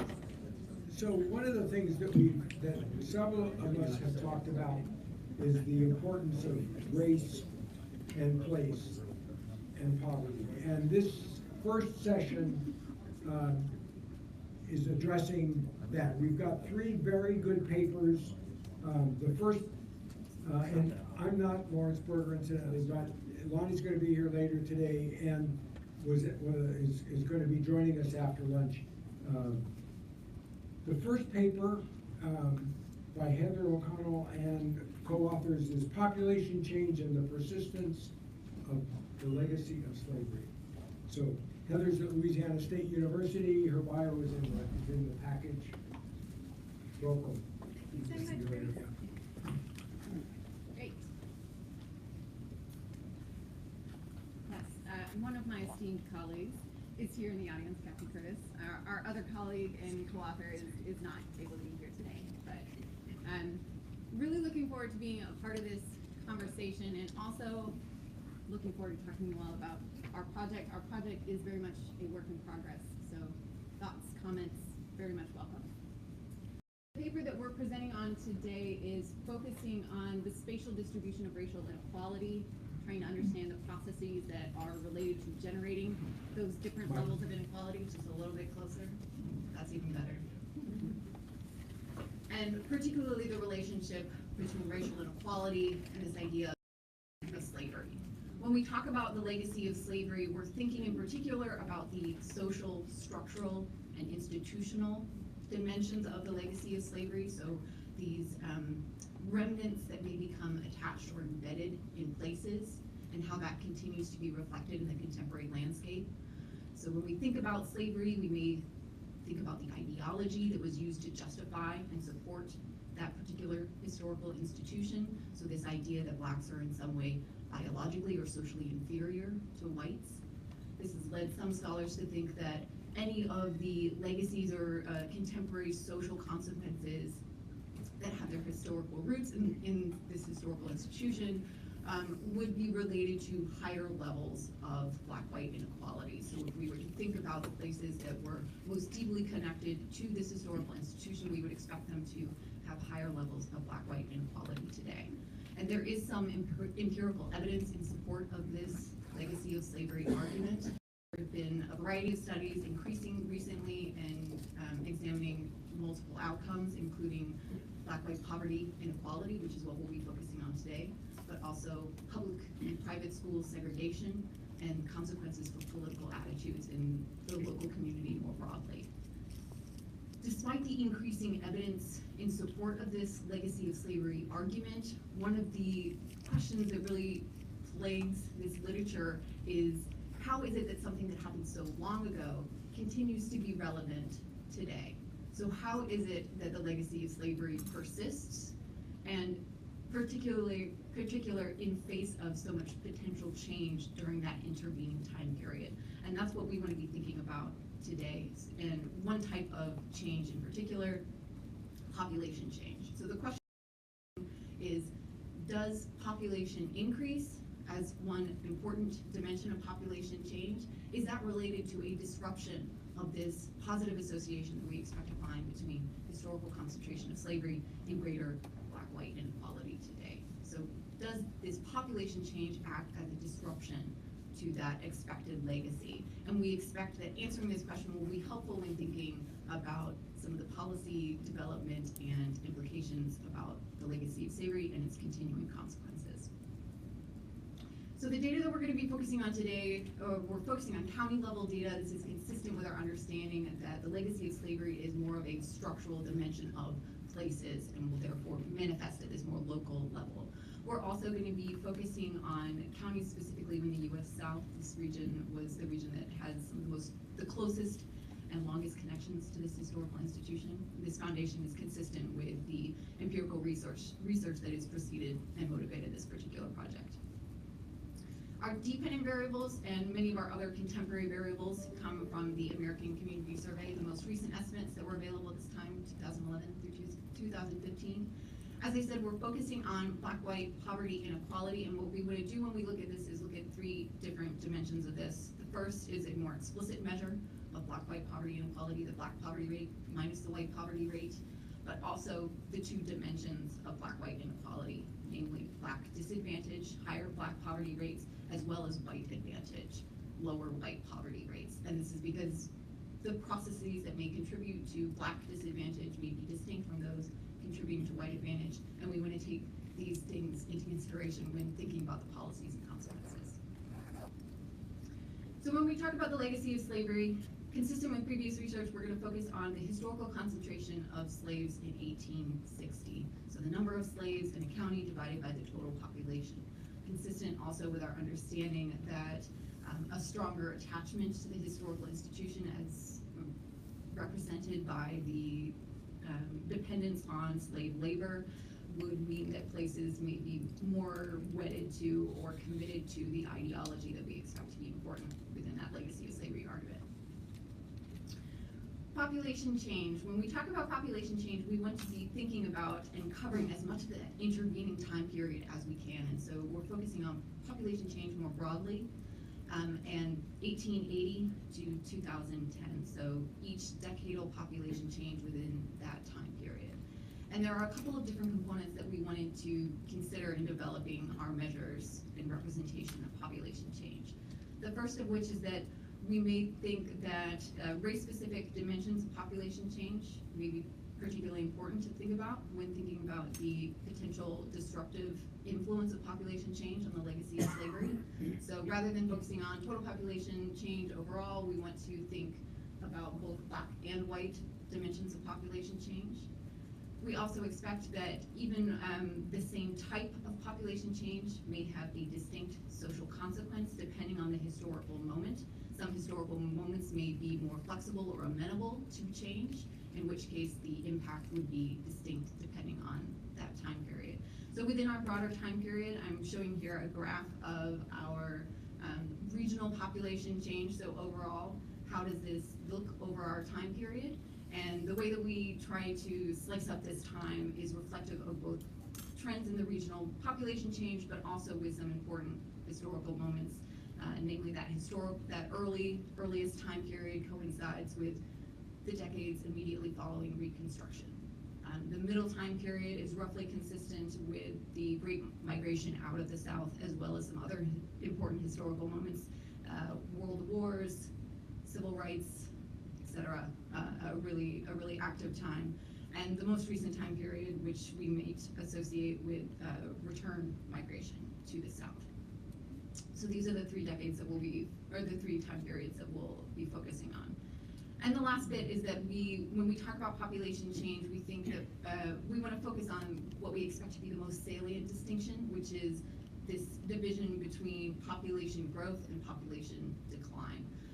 With the expectation that counties that are experiencing population growth are most likely to be affected by the influx of new ideas, and that this is where we might expect the legacy of slavery to be most likely to be disrupted, whereas counties associated with population decline would be more likely to be closed off to new ideas, and this is most likely where the legacy of slavery would persist.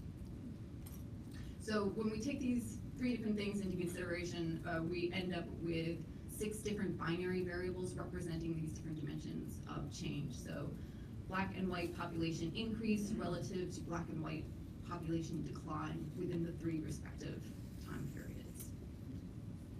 In our analysis, we're going to use regression analysis to examine some of the contemporary, as well as focusing on this legacy of slavery relationship with the historical slave concentration. And really, most importantly for us, is going to be the interaction between that legacy of slavery relationship and the population change variables.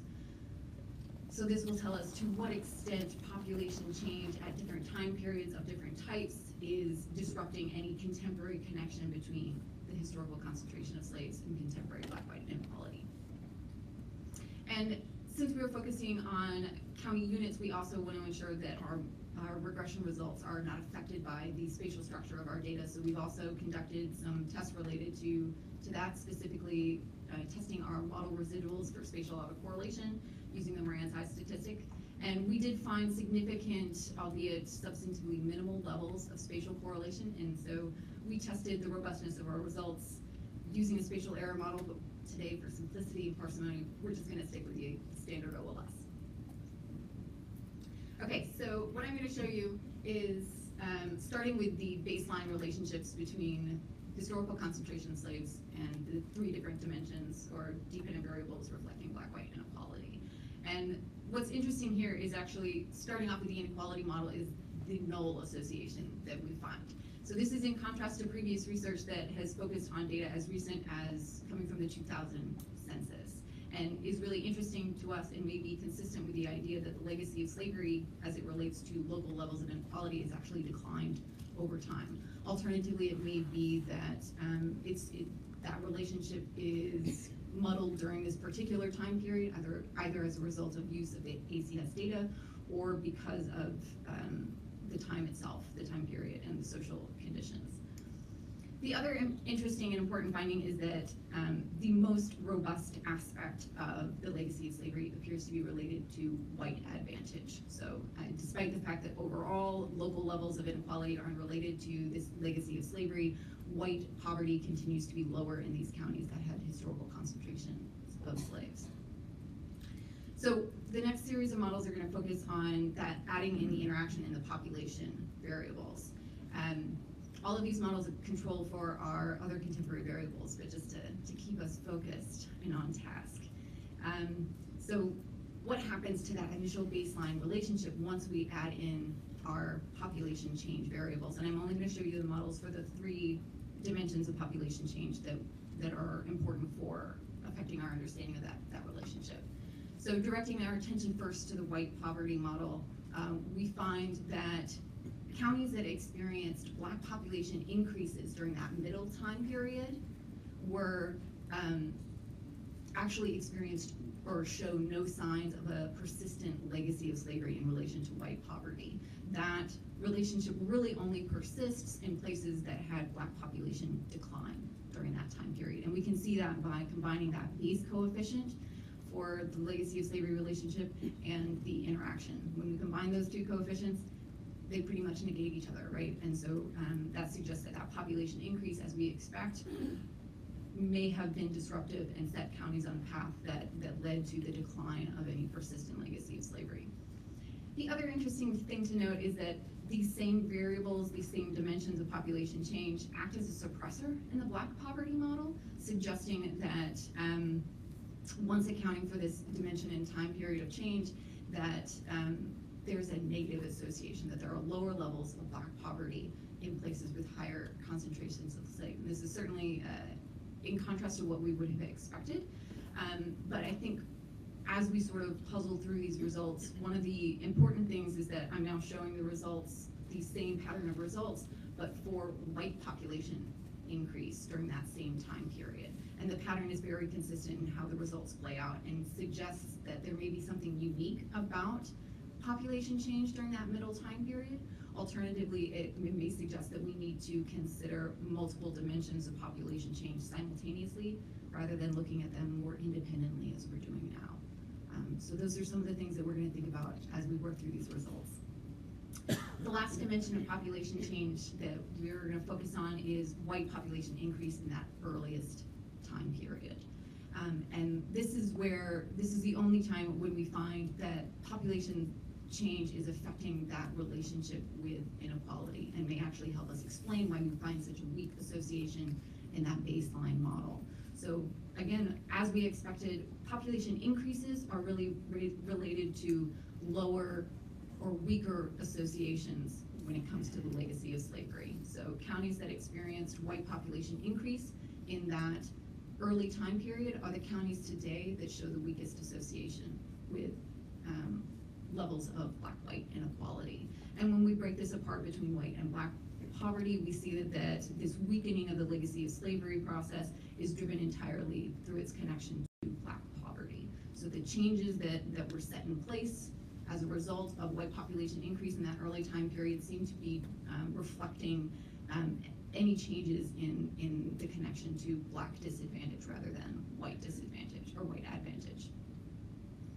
So there are several important points that I think are helpful for us to think about in our conversation today in relation to rural poverty. The first of which is that as we think about rural poverty and particularly its racial dimensions, is that we should be considering this idea of the legacy of slavery and sort of the structural consequences that are embedded in our local histories, and particularly how it remains connected to dimensions of white advantage. That seems to be a really important and persistent part of this legacy argument. The other thing is to think about where it is that this legacy is most important, which seems to be places that were on the population decline, specifically places that were experiencing Black or white population decline in that middle time period, but also white population decline in the early time period. That is where our legacy of slavery is strongest, which may also correspond with some of our rural counties in the South. The last and more hopeful comment coming from these results is that I think even though we talk about and certainly our results suggest that some aspects of this legacy of slavery are persistent, they're certainly not permanent, right? So if population change is related to any disruption of this link, that means that there are some dimensions of this legacy of slavery that can be changed to affect and reduce Black-white inequality, particularly in local counties and its concentration in the South. I do also want to end with just a nod to some of the limitations and extensions that we're planning on working on in this project, and just to leave it up here so that you know that we're really excited about this potential interaction between population change and the legacy of slavery, and so we're really looking forward to talking with you all about it during this conference and after. If you need to be in touch with me, this is my contact information. Thanks so much.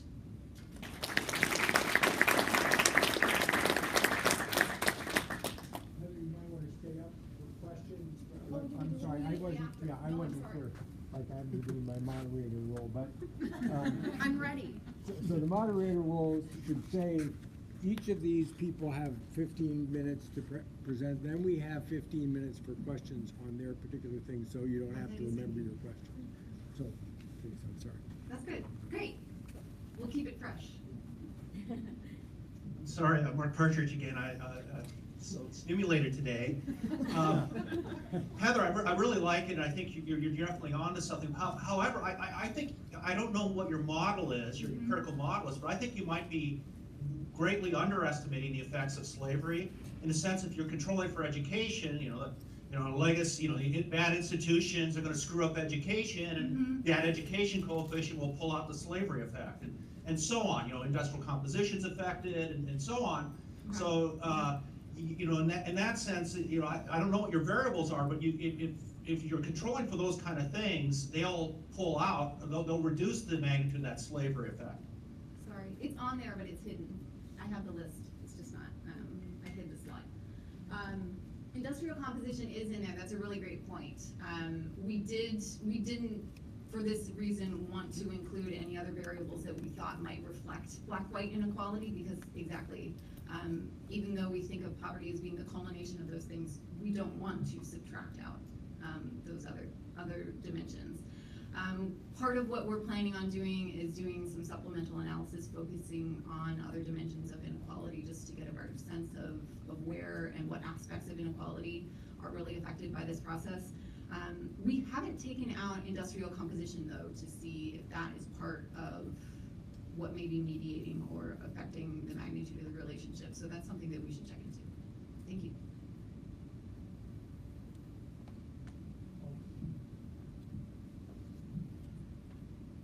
Jim Ziliak. So what about the human capital part, you know, that Mark was alluding to? Because that seems to be really, really crucial, right? Kind of historic disadvantage to access to education and kind of systematically, so in the South, especially at the time period that you're referring to. Right. I mean, there are some measures in the historic censuses on things like literacy and stuff like that. Have you looked at that dimension? Not historically. Can you tell me a little bit more about what you're thinking about the connection historically? Just looking at as it changes over time, or yeah, exactly. Okay. Yeah. No, that's not something that we have done before. Although it is one of the things that is potentially on the back burner. Looking literally at how the relationship has changed over time, and the education variables would certainly be more relevant than trying to develop a poverty measure historically. Contemporarily, we have not focused also that dimension is not in there in the models, but it is one of the supplementary outcomes that we'd like to focus on. I think one of the challenges with the census data estimates of educational attainment is that we know that adults move around, and we don't know where it is that the adults receive their educational attainment or their educational outcomes. So I think that we may need to look into other sources which may not be as readily available, but is an important part of it. Some of my other research focuses on the segregation piece and more that systematic structural component of the consequences for educational systems.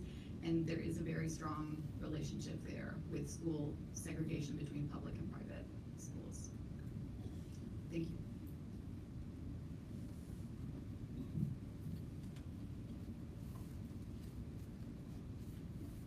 Can you explain why you, and I think you implied other people who have looked at this question before you, are comparing counties within the South rather than slave states and free states? And it strikes me that the slaves as a share of the total population is going to be a measure of where the plantations were and where the farmland was.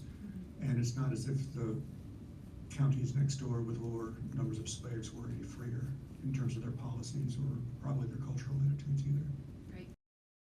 So I think the comparison is partially related to data limitations. What was available, at least in that most recent census. And in 1860 is still quite a bit of time ago, right? So to capture more of what was going on in northeastern states, you'd have to go back even further to really reflect their connections to the institution. And I know of some scholars who are making that connection, and they're actually focusing not on the historical concentration of slaves, but the number of people who own slaves, rather than thinking that there may be a single plantation owner who has all of the slave labor, and therefore it's really only a system that's benefiting that person, which may suggest that it's not as pervasive, which I think is related to your Just at a simple level, are black-white poverty gaps any worse in the South than they are in the North? I think yes, but that has been on the decline. And so it's, and to me, it's not all counties in the north, or not all places in the north had the same connections. And since we expect that this is happening on a more local level, I think that's part of the strength of focusing on the South, is that we associate the South on a whole scale with this history of slavery, but really there's quite a bit of variation even within the South. So this kind of tacks on actually to his question, but moving to the recent time period rather than the early and middle. But have you looked at comparing at all the U.S. South with those landing places of the Great Migration? So did you compare any of those inequality figures to, or have they changed with that population migration? Has that changed the composition and the inequality levels within those Great Migration landing states? I guess that's not the right terminology, but Destination states. Destination states, thank you. Very good, yes. Other folks have done a lot of work on this. My colleague is smiling, broadly. Other folks have done a lot of work on this, and I think Lieberson is the first person who comes to mind. Big piece of the pie, talks about migration and its consequences for black-white inequality, broadly including white immigrants, and certainly the sense was that the increase of the black population in areas of the Midwest really increased inequality in those places. And again, my colleague has done research on the reverse, so how that's changing now in the more recent time period as black migrants are returning to the South. How is that affecting inequality there? So other people have addressed that question, but it is not something that we have tapped onto directly in our research, but might be something that we want to consider, especially if, as we start to, as I said, we focus more broadly on population change, but certainly migration is a really big part of that. So that might be a more specific connection that we make later on. Thanks. So, I'd like you to join me. Thank you, Kenneth.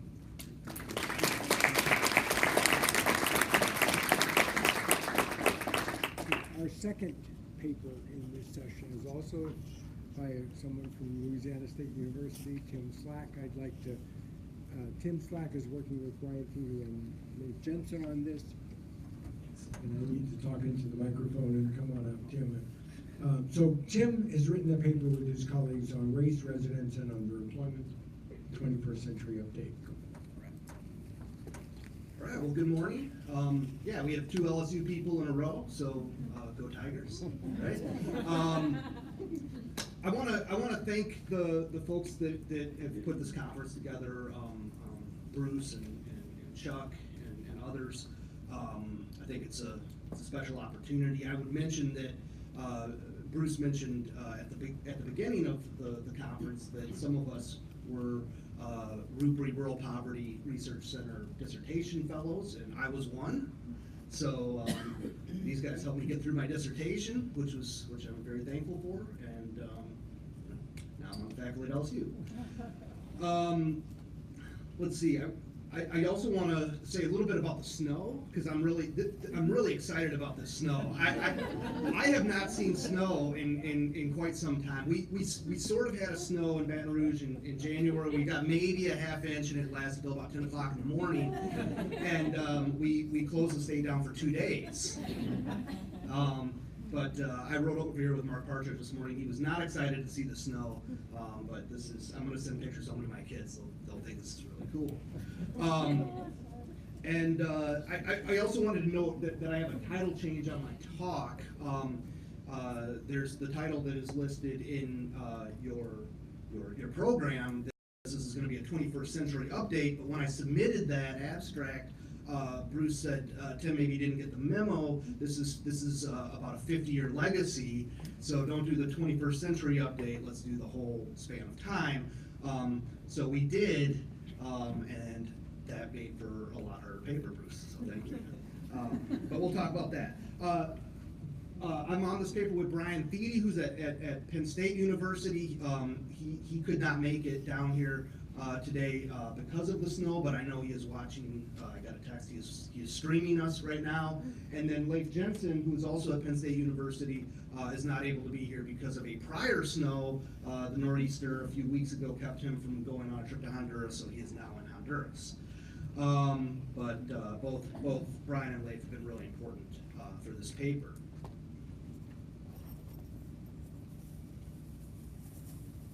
Okay, so the first thing that I wanted to note is, and both Bruce and Dan talked a little bit about this earlier, and that is that the People Left Behind report documented the issue of persistent employment hardship in rural America, issues related to high unemployment and underemployment. So actually I have a few quotes from the original report here, that unemployment and underemployment are major problems in rural America, and in particular the report noted the problems faced by rural racial and ethnic minorities in terms of employment hardship, stating that rural racial and ethnic minorities suffer even more than low-income whites from unemployment and underemployment.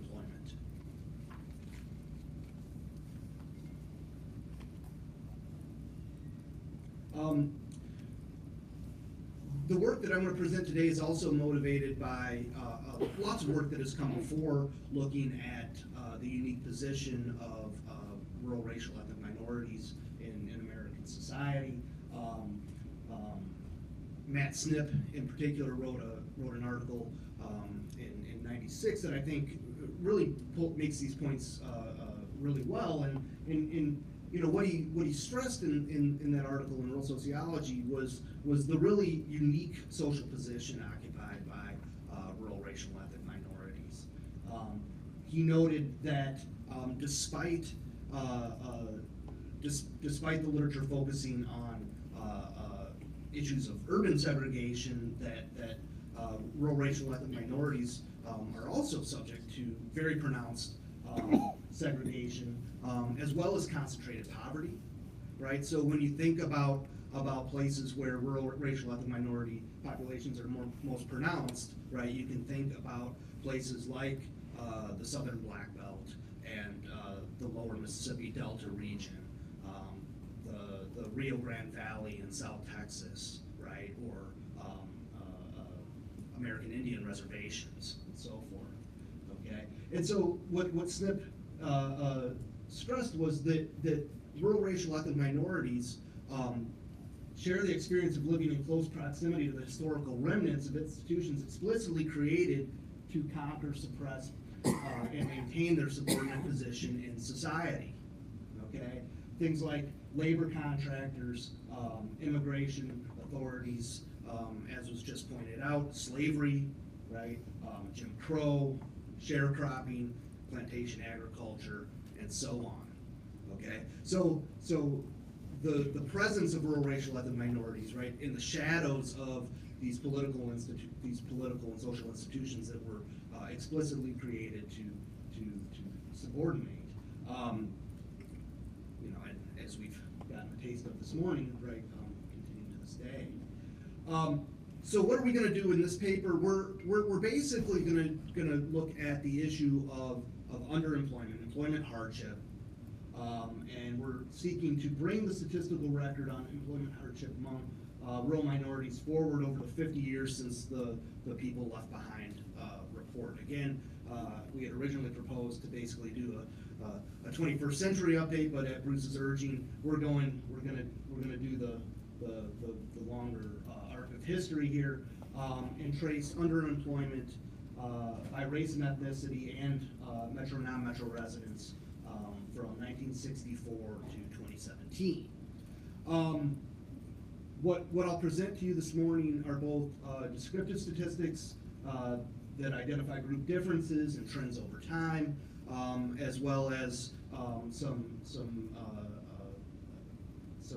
results from logistic regression models that look at, that predict whether or not an individual worker is underemployed based on a range of factors.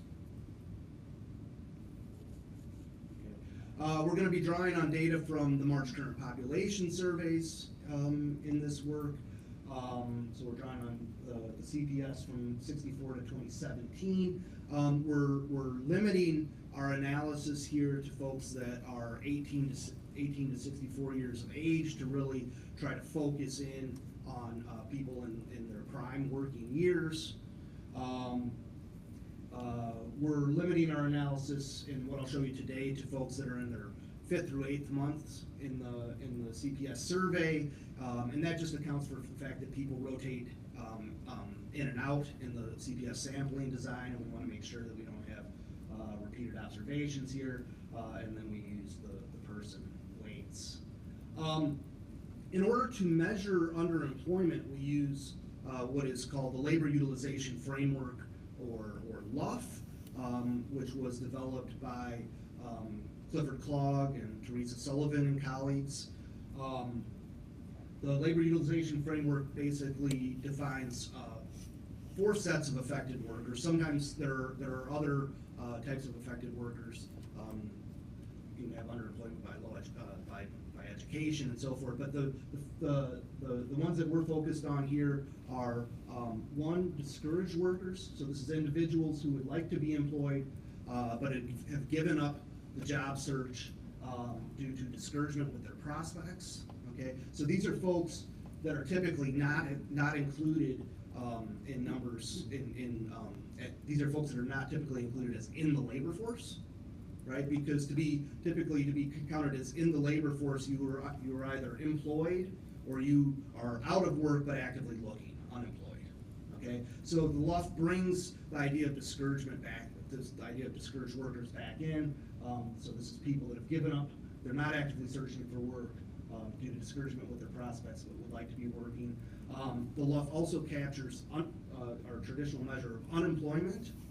Okay, so this is people that are out of work, who are currently out of work but are currently searching, that are currently engaged in a job search. We have underemployment by low hours, or what is sometimes called involuntary part-time work. These are individuals who are employed less than 35 hours a week, only because they cannot find full-time work. Okay, so it's basically people that are influenced by slack work, right? No pun intended, or things like that. And then low-income work. So these are people that are employed basically full-time, full year,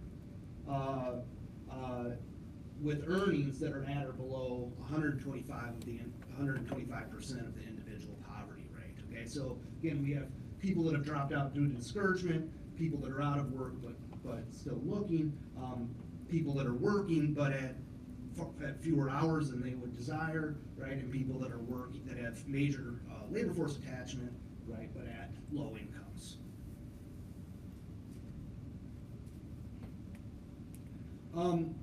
One of the things that I should note, in part because we were encouraged to go further back than we were originally anticipating, is the new opportunities that are allowed by the IPMS data. Okay, one of the opportunities the IPMS data provided us was the harmonization of variables over time. Okay, so basically the IPMS allowed us to go back into these earlier surveys and pull down data in a way that was simply a lot easier than it used to be, right? So if many of you guys can remember working with census data products and so forth from earlier points in time, and it could be a real bear. Well, the IPMS as a data product for researchers really helps out with that. We also had the opportunity to revisit Cliff Clogg's original operationalization of the LUF. Okay, I have 5 minutes, so I got to get cruising. But basically, Cliff wrote a whole book on operationalizing using the labor utilization framework, and he really grappled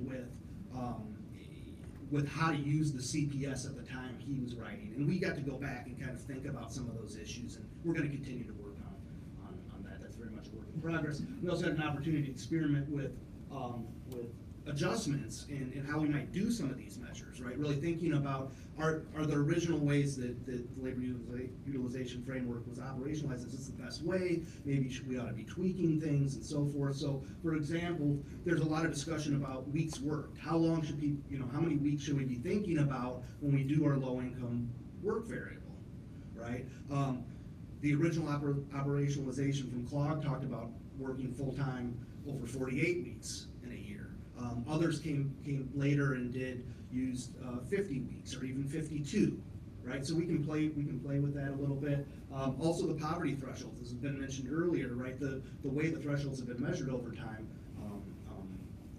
have changed, so you have to make some decisions about that. What we've done here is we basically used the CPI based on the 2012 poverty thresholds, and then we inflated or deflated poverty from there.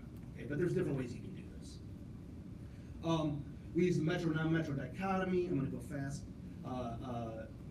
Here we're looking at underemployment among non-Hispanic whites, non-Hispanic blacks, and Hispanics. Importantly, Hispanic ethnicity was not reported prior to 1971, so some of our earlier data doesn't allow us to tease that out. And the reason that we don't get into some of the other groups here with this data is just that once you divide the different groups over the different residential categories, many groups get too small, so we're sticking with comparisons among these three major groups. And then I'm going to show you some results from regression models here, but we're also controlling in these things that I'll show you for age squared, sex, marital status, educational attainment, industry of employment, region of the country, and 3-year period effects. Okay, so this first graph just shows you how trends in underemployment have changed over time. Okay. And what you'll see is that, there's a fair amount of variance. You can see the countercyclical nature of underemployment, right? We started this period in 64 to 66 at about 17%. The highest rate of underemployment over this period was at about 22%, so somewhere between 1 in 5 and 1 in 4 American workers being underemployed. That was in the recession of the early 80s, right? We see the low point on this chart becoming at the end of the expansion of the late 90s, right? So we have 14% underemployment there. You can see it peak back up to 22% with the Great Recession of the 07-09 period, right? And then ending at about 16%, so back to where we started.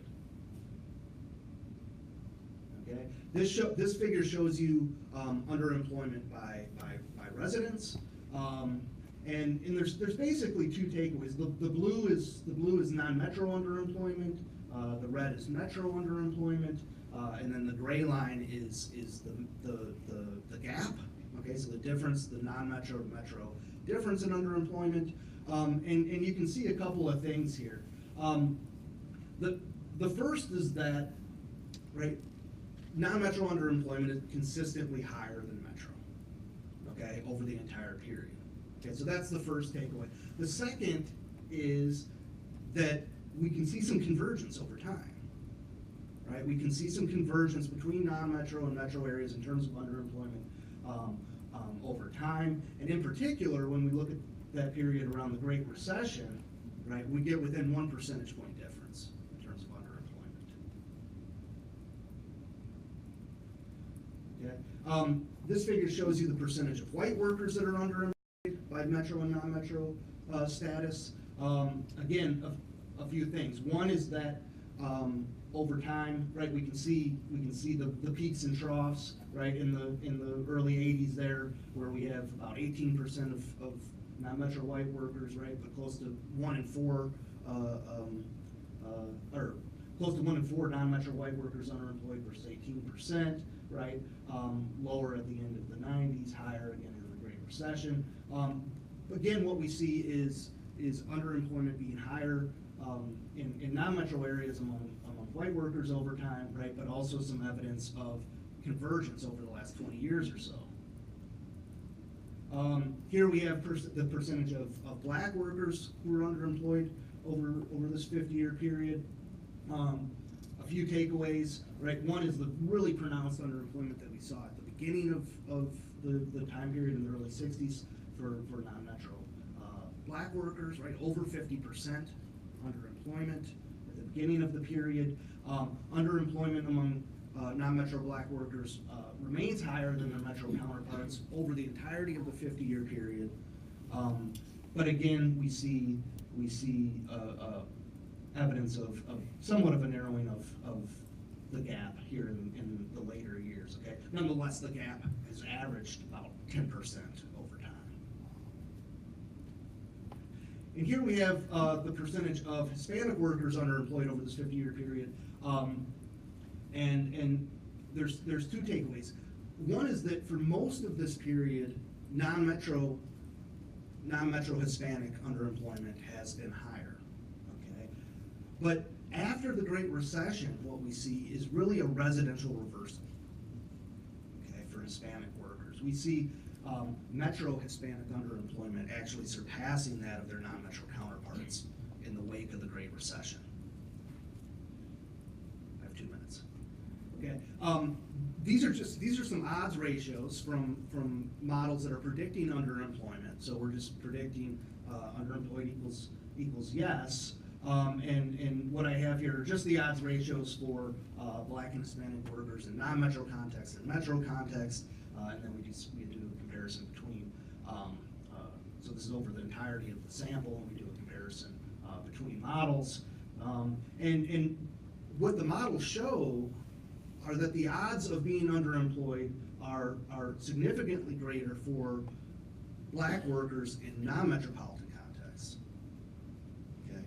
But that the odds of underemployment are higher for Hispanic workers in metro contexts when we take this 50-year period as a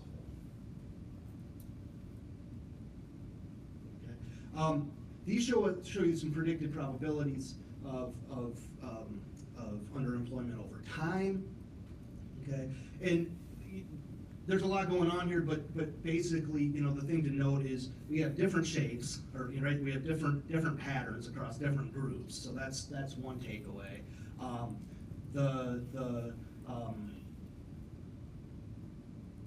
This is showing up kind of weird. Okay, so among whites we have there's a relatively flat trajectory, really, all things considered, right, in non-metro areas.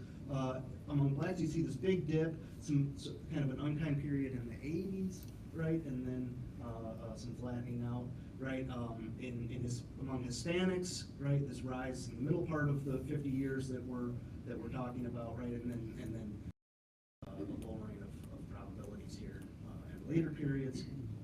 Okay, kind of a similar this is in metropolitan areas, kind of a similar pattern for white workers in both contexts.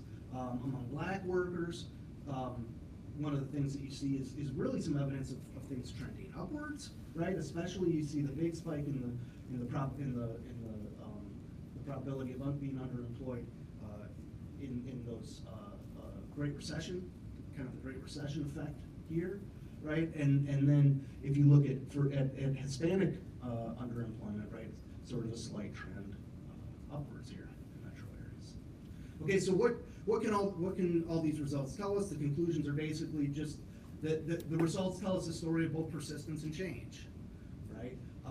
Non-metro black workers have faced persistently high underemployment over the last 50 years compared to both whites and their metro counterparts. Among Hispanic workers, we seem to be seeing evidence of a residential reversal, okay, with underemployment coming to be more pronounced in metro versus non-metro areas in terms of the Hispanic experience. Okay. What does this all mean in terms of policy? Well, if we go back to the original report that brought us all here today, you know, one thing is, and other people have talked about this, but I was impressed by it too, because you know, people back then obviously thought big and talk big, right? And we do less of that today, right? The Commission's goal was elimination of underemployment. Okay, they wanted to eliminate underemployment among rural Americans, and our results obviously show that still aspirational, right? It's very much an unmet challenge in rural America, and in the U.S. labor force broadly. The Commission called for a job for every rural person able and willing to work.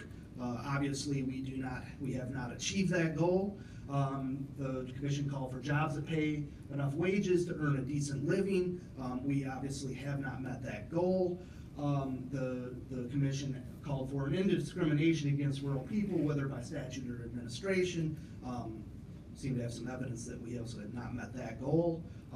So I think overall what these results suggest is that the goals laid out in that many of the original points laid out in the 1967 report remain true today, and that most of the aspirational objectives of the report remain unmet. So, thank you.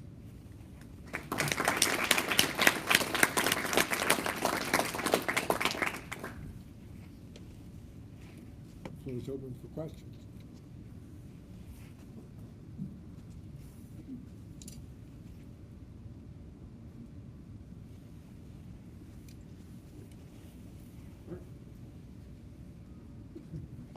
Couldn't help it, nobody else was gonna ask it. I was worried about one little, just interpretation of your results, not necessarily changing your results, is that the CPS doesn't adjust for the reclassification. It just has the contemporaneous definition of MSAs. And so what I'm worried about is in terms of reclassification, that was disproportionately, Eastern and West Coast, and which means that increasingly non-metro is over time more and more Great Plains. Over time, we see less of that. And the point is that just historically those regions had such low unemployment, such if you were unemployed you left. The very flexible labor market in that case. And so I just in terms of interpretation, I would consider looking at that it wouldn't necessarily you probably control for it in your empirical work, but the descriptive stuff is what I'm pointing out. Okay, I appreciate that.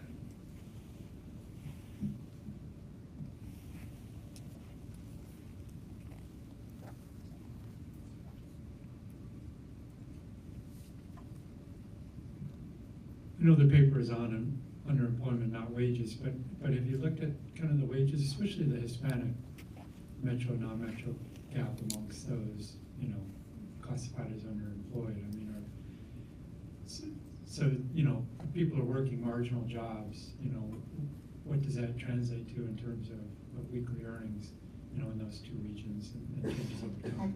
Yeah, so the only consideration of earnings that we have here is in that low income, is in the working poverty or low income work category. We have not gone farther than that.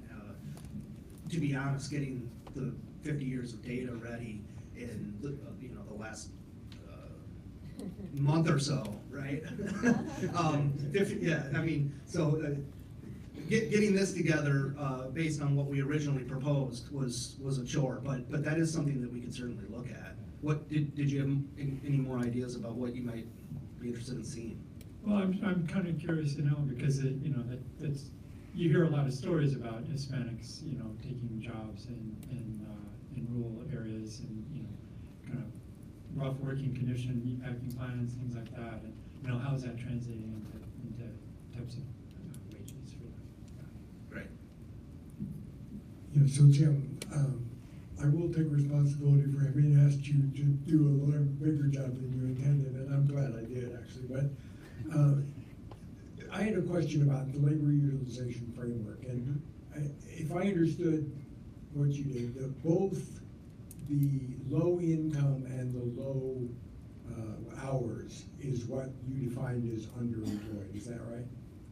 When we talk about underemployed, it's anyone that falls into any one of these four categories. Okay. All right.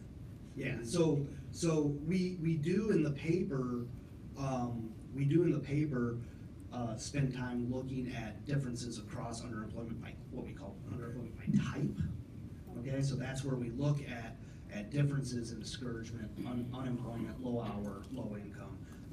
But for the purpose of the presentation, I just stuck to underemployment overall. So that's anybody that fits into any one of these categories. And just to follow up on the low hour is one that is of particular, I think, interest in given the service industry. Did you discover any metro, non-metro, or any racial ethnic differences in that particular? Do you remember? I guess. Yeah. So this is operating from memory. What you see typically, I mean, the way these fall out typically is that low income is in terms of the share that each of these contributes to underemployment. Low income is typically the largest share, followed by unemployment, followed by low hour, and then discouragement tends to be relatively small. I mean, most years discouragement's around 1%.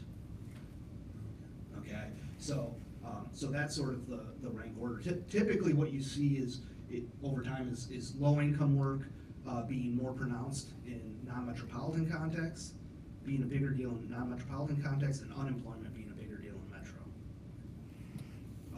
The other thing that I do remember is in terms of thinking about underemployment among Hispanic workers, that the involuntary part-time has become a bigger deal. But we need to dig into all of this more. Yeah. So one more question. Hi, Tim. I appreciate your talk very much, and I'd like to, and it follows up on what you were just saying as far as disaggregating this, and also appreciating very much seeing the long term, all that data work in there. But pushing you to— Thanks, Brian. pushing you to talk big and think big. What I'm wondering about, and drawing on your other work as well, thinking about what's been happening over this period of time within the metropolitan and non-metropolitan contexts. And are there differences in these contexts that are, in thinking about the report and those goals that were identified, and you mentioned that we're not quite there. Are we not quite there universally? Are we not quite there for the non-metropolitan rural population specifically for different reasons? I'm just curious your thoughts on that residential difference, understanding that historical view, what's happened industrially, structure-wise, labor structure and composition-wise. Are they different processes, or are they part of the same story from your view? That's tough. You know, I think that I mean, one of the things that I certainly see, and this, I'm going to speak beyond my data, right? But one of the things I certainly see living in the South, and you guys were getting at this some, is, you know, there's a big political economy story when we think about these differences across place, right? And we often just kind of nibble around at the edges with these kind of statistical analyses, right? I mean, in our state, we finally took the Medicaid expansion last year, and we enrolled 400,000 people in 1 year. That's we're in a state of 4.5 million people to start with, right? So doing stuff like that's a big deal. Getting past opposition to those kinds of things. We're also talking about a state minimum wage. We don't have one, right? So there's those kinds of considerations.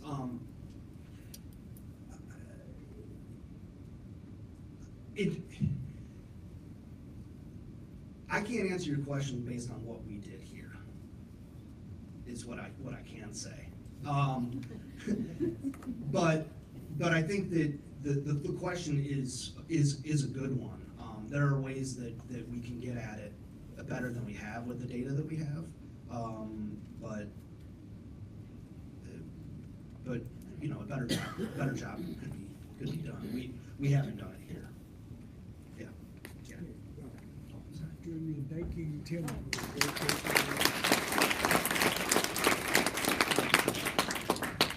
So our last paper in this session is by Wan Lee and her colleagues at Purdue University and ERS, who are presenting a paper on socioeconomic heterogeneity of racial income and mobility gaps in the United States.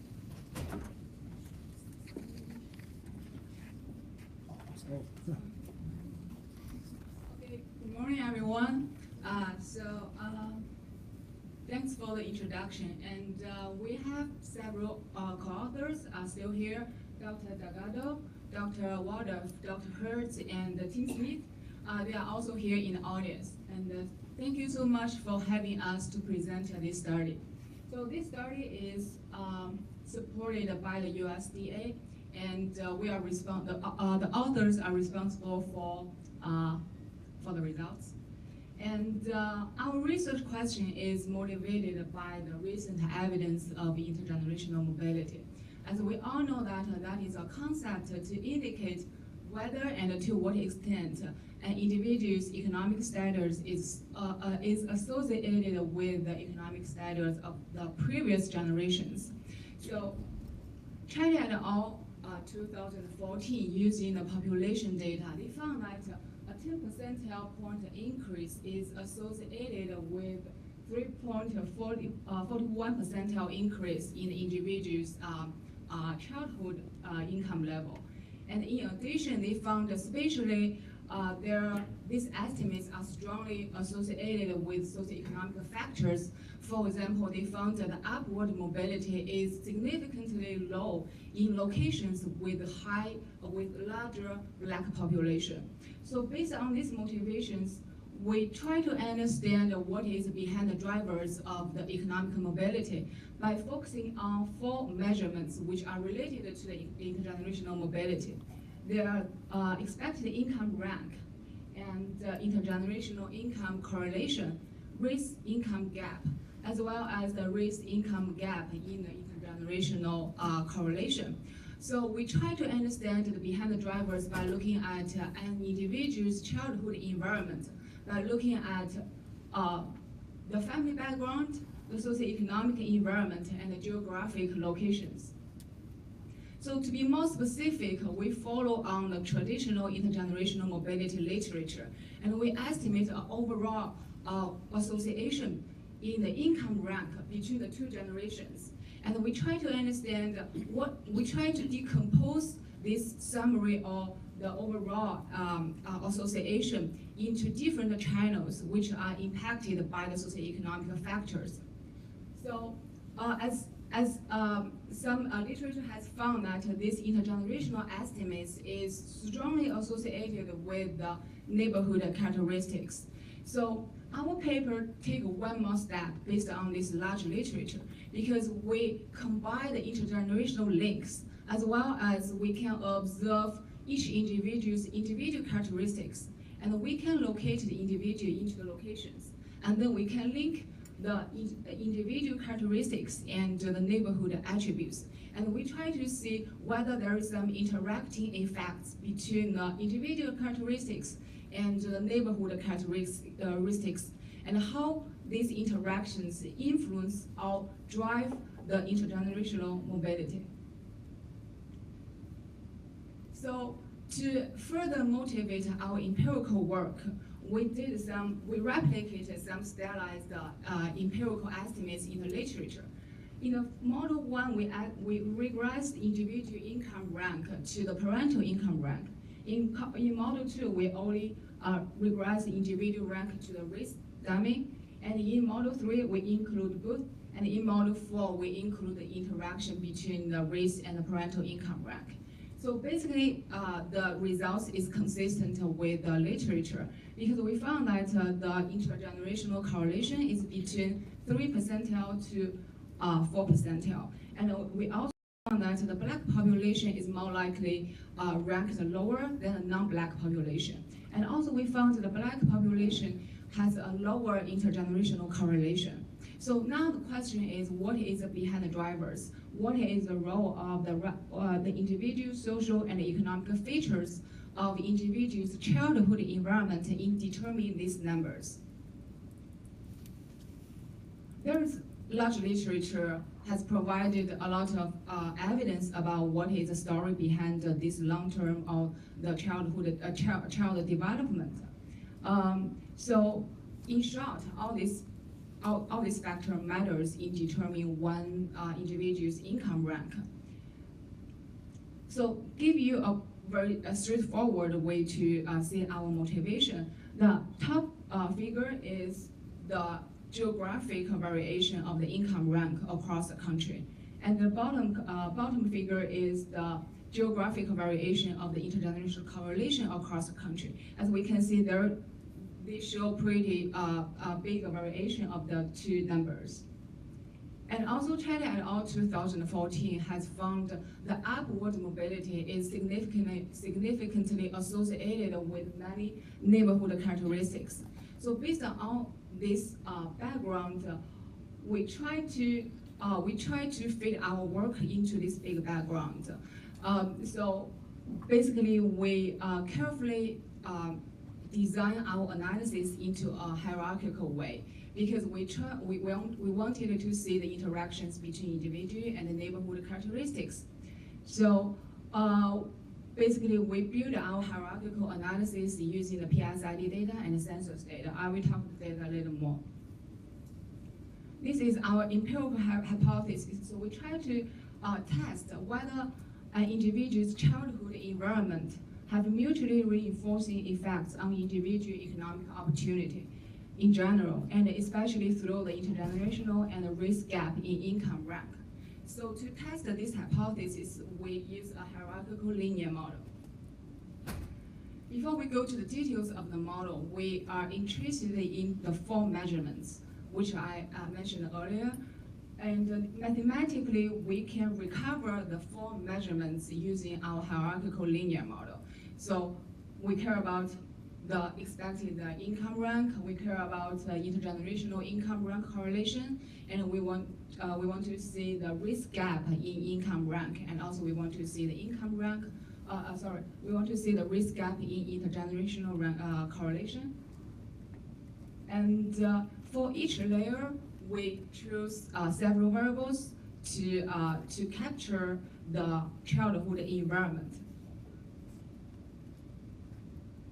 And there are some more further motivations about how we choose the spatial variables.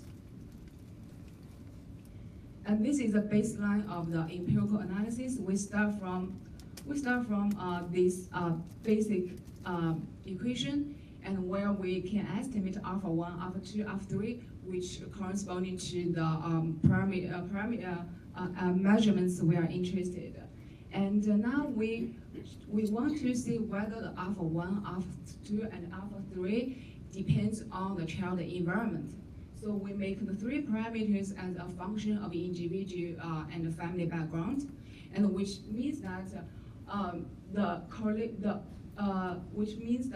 alpha 1, 2, 3 depends on your individual and family background. There is some relationship, but further we want to test whether this relationship is vary over the space or the spatial characteristics. So again, we make the beta Sm as a function of the spatial variables.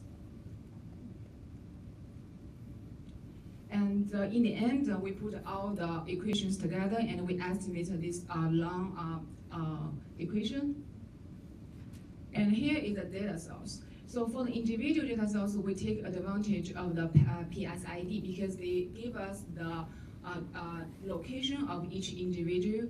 And for the census data, because as we know that the boundaries of the counties and the tracts changes over time, because we have long-term long-term duration, so we harmonize the boundaries of the geographic.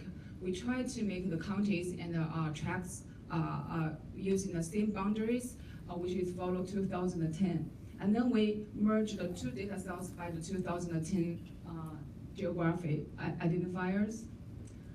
And we use some rules to construct our sample. For example, we observe the childhood when one individual is aged between 5 and 18, and we observe their adulthood when he or she aged between 25 and 55. So during the childhood, we can observe their parental income rank, and also we can observe their spatial characteristics during when they are growing up. And during the adulthood, we can observe their income rank when they grow up. Okay. So the income measurement in PSID, we use the family total income. And then we use the national income distribution to location to position each individual's total family income and see how they are ranked in the national distribution. This is some numbers of the two database. And in the end, we have 5,248 child individual pairs.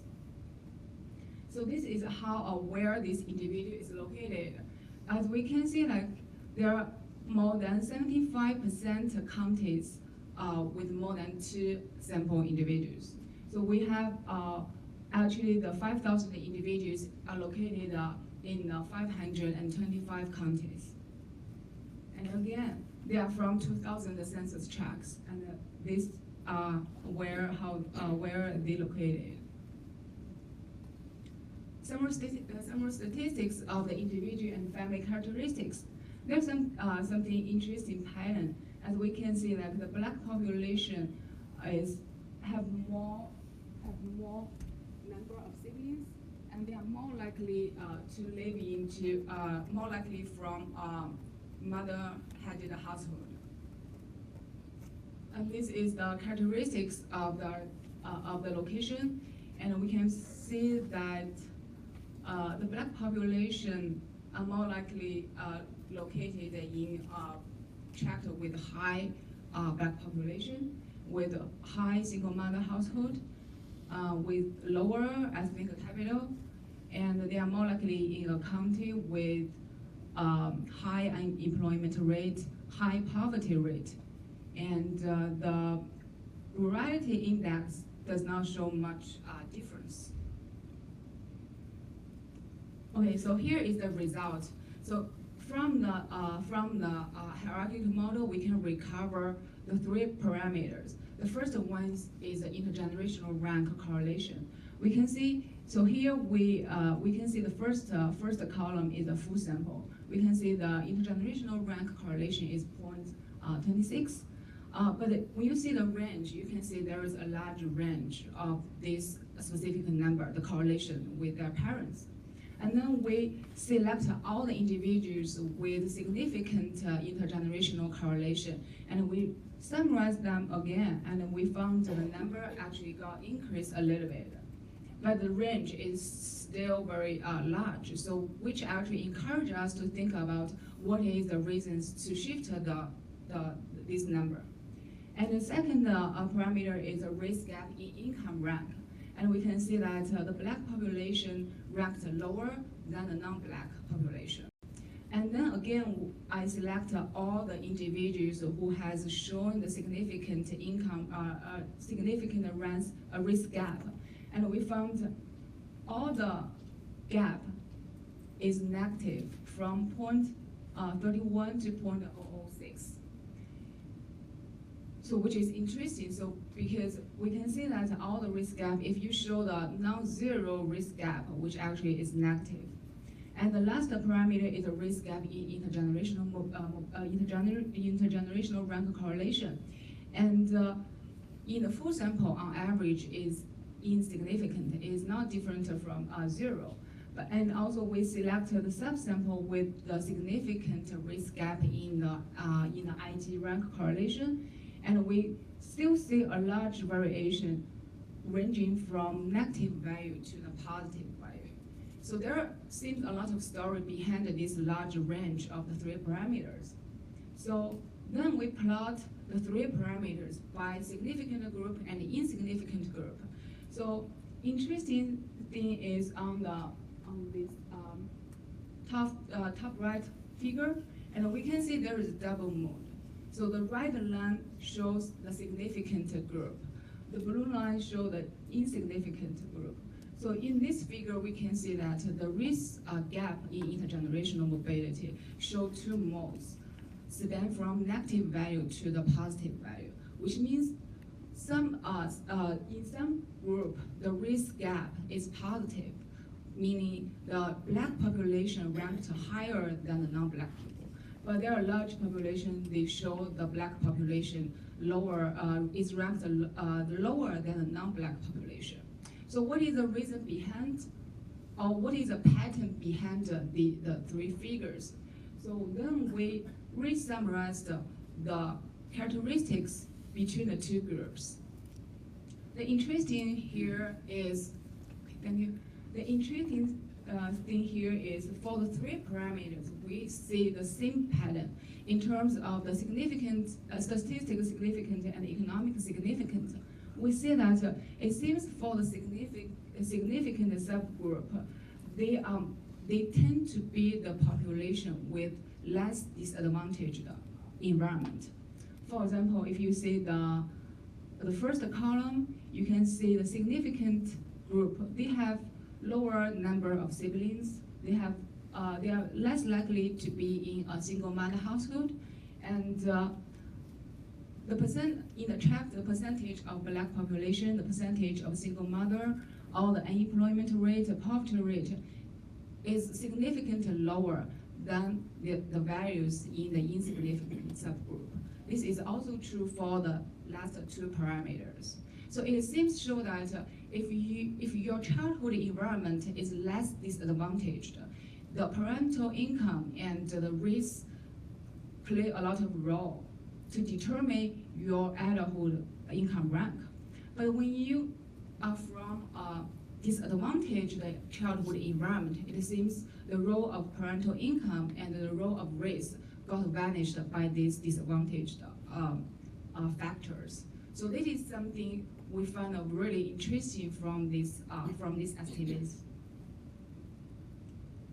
And again, we go back to the other, the four measurements, and we try to see, we want to estimate what is the marginal effects of all the childhood environment on the four measurements. The first one is on the individual income rank, and for the entire sample, we found the percentage of single mother household in your chart actually is negative associated with an individual's adulthood income rank. And then we summarized the subsample of the significant effects, and we found even more some correlations of the childhood environment with the income rank. And again, we did the same thing for the intergenerational rank correlation, and the risk gap in mobility, and risk gap in the intergenerational rank correlation. It all shows that the four parameters is, if you look at the entire sample, probably the average marginal effects is insignificant. But when you look deeper of the significant subpopulation, there shows some like significant correlations of this childhood environment with the four measurements. And so conclusions so far, we find some patterns of the parameters, and also we found the individual factors actually matter more. It seems matter more than the neighborhood characteristics. There are some future steps we want to. There are some future steps we want to dig more to understand what is the story behind all these correlations. And also, we compared our estimation with Chinese data. So this comparison is not perfect. We are working on more exactly comparison using the data. But it shows that we find the same pattern, because China is using the population data. So, and our sample is only like 5,000. So this is something to show, oh, this sample probably is a good sample. It's not a bad sample to dig more stories. So we compared our three parameters from the estimation with Chinese paper. We found the similar pattern. So that's pretty much we have so far, and we welcome all the comments and suggestions. Thank you.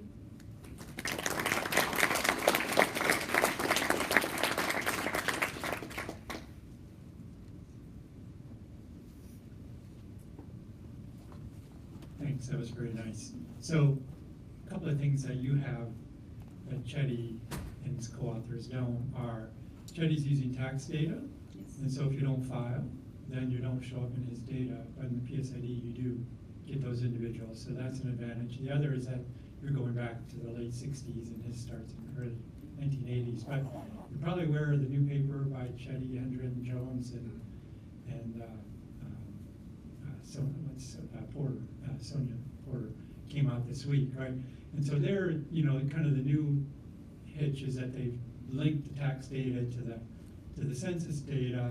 So because before they couldn't get access to the actual individual rates. So kind of their key takeaway is that, black children that grow up in neighborhoods without black fathers present do worse long term. You obviously can look at that in the PSID. That would suggest, I guess, an interaction between your single motherhood and percent black coefficient in some of those tables. Would that be correct? I mean, I hate to encourage more interactions because you got a ton of coefficients for a relatively small data set, but is that, I think that's kind of what you want to do in this look at a longer term perspective. Okay, so first, I just read the Chinese new paper about race gap. We have found some similar results, especially in terms of the racial segregation. And second, yes, you're right. The PSID data give us a lot of benefit. We have the rich individual characteristics. We can link back to the 1968, and the sample is representative. And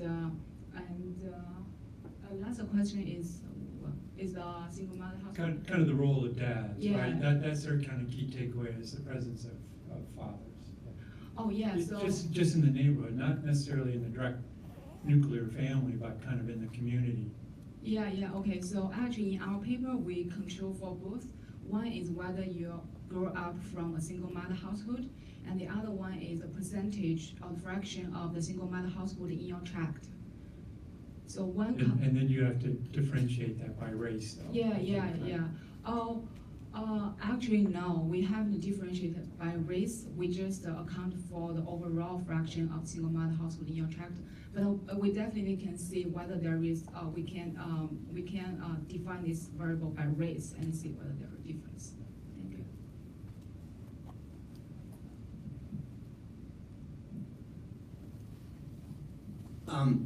I really like the work that you've done, and earlier I had made a comment about we're not doing enough, I don't think, on either relative poverty or social and economic mobility, and you're starting to address that, and that's great. The one, this is probably more of a comment than a question, but the one piece that I think we're missing and simply will not be able to get at very well using secondary data is basically the community or neighborhood effect. We can make some progress using secondary data, but I think it really breaks down in a number of ways. Chetty, for example, using the residential segregation, that's a pretty good proxy, especially in urban areas, because, for example, I live in Chicago, and it's pretty clear that the predominantly African-American areas in a highly segregated city like Chicago have poor schools. In rural areas, that doesn't, maybe outside at least, maybe it's somewhat true in the South, but that just doesn't hold up in rural areas. Well, one of the reasons it doesn't hold up, counties only have one school, and so everybody goes there, rich, poor, whatever their color may be. And as I mentioned in one of my earlier comments, there are some really anomalies here in terms of this upward mobility out of some of these rural counties that just don't make sense, or you simply wouldn't expect to be counties that would have this high rate of upward economic and social mobility. And back to my original point, I don't think we're going to get at that until we get a bunch of, I don't know who it is, anthropologists or whatever, to go in and do some really, really detailed assessment of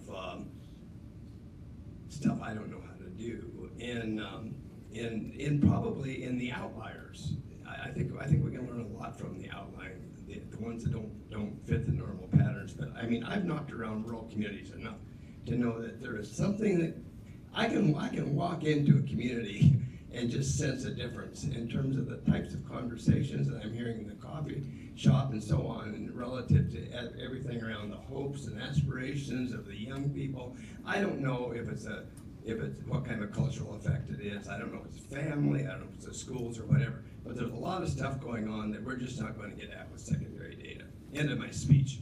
Yeah, thank you. I think these are really good points. We actually brainstorm a lot of things about this. So one thing I can mention that we have done in this paper is we try to capture what you said, the cultural effects in the small neighborhood, in the community. But as you said, we don't have the exact measurement of these effects.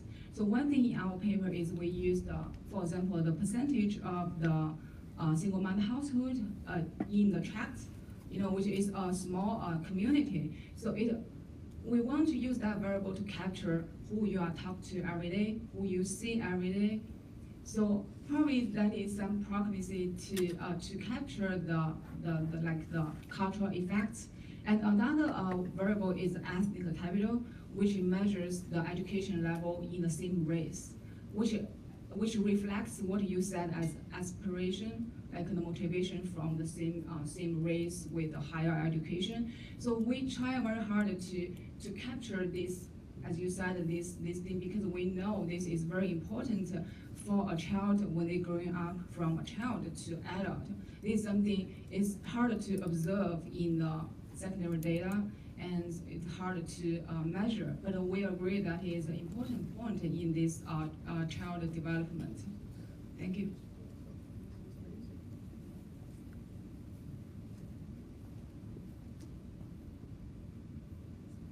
Hi, I just wanted to make a follow-up comment, Heather O'Connell, LSU. So I think one of the dimensions that folks in the racial inequality literature that have suggested when trying to capture some of the social structural dimensions, particularly at the county level, is to think about even the level of existing racial inequality in those places, because it gives people, particularly children, a sense of their potential for mobility and may affect directly their aspirations, and so their future attainments, right? So I think it was Rosigno in 1995 who made this point, talking about the embeddedness of racial inequality, and suggests using some of the things that we more often use as dependent variables than independent variables. And it might be helpful, since you're focusing on the child context, to look at that county context, and then what are the consequences subsequently. Thank you.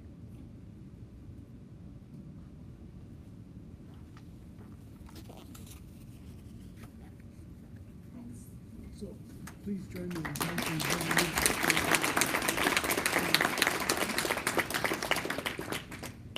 So almost ready for lunch.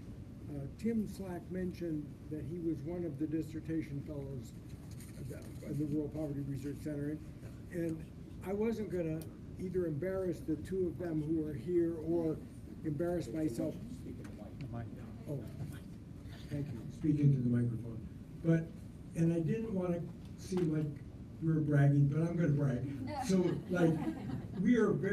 Chuck and I are very proud that two of the dissertation fellows that we supported with Rural Poverty Research Center with ASPE money have ended up as young, established scholars in rural poverty literature, Tim Slack and Jen Sherman.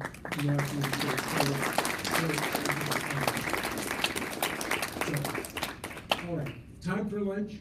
We've got 1 hour for lunch. I'd like to ask you to be back in here if you leave 15 minutes before we start, because we're going to have a little introductions of the people who are doing the posters tonight. Enjoy lunch. Nice job, Tim. Thanks for the good work you've done on getting all the way back up. The poverty is tough. Yeah, it paid off that investment paid off. I think they're the same way too. I'm glad you did. Yeah, that's what I was like.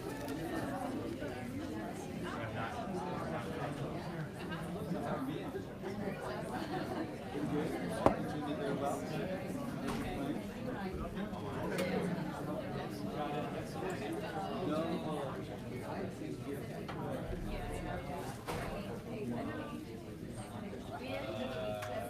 Upstairs. I can go grab it. It doesn't have a brick, it's just a USB. Okay, yeah. I'll go grab it. Thank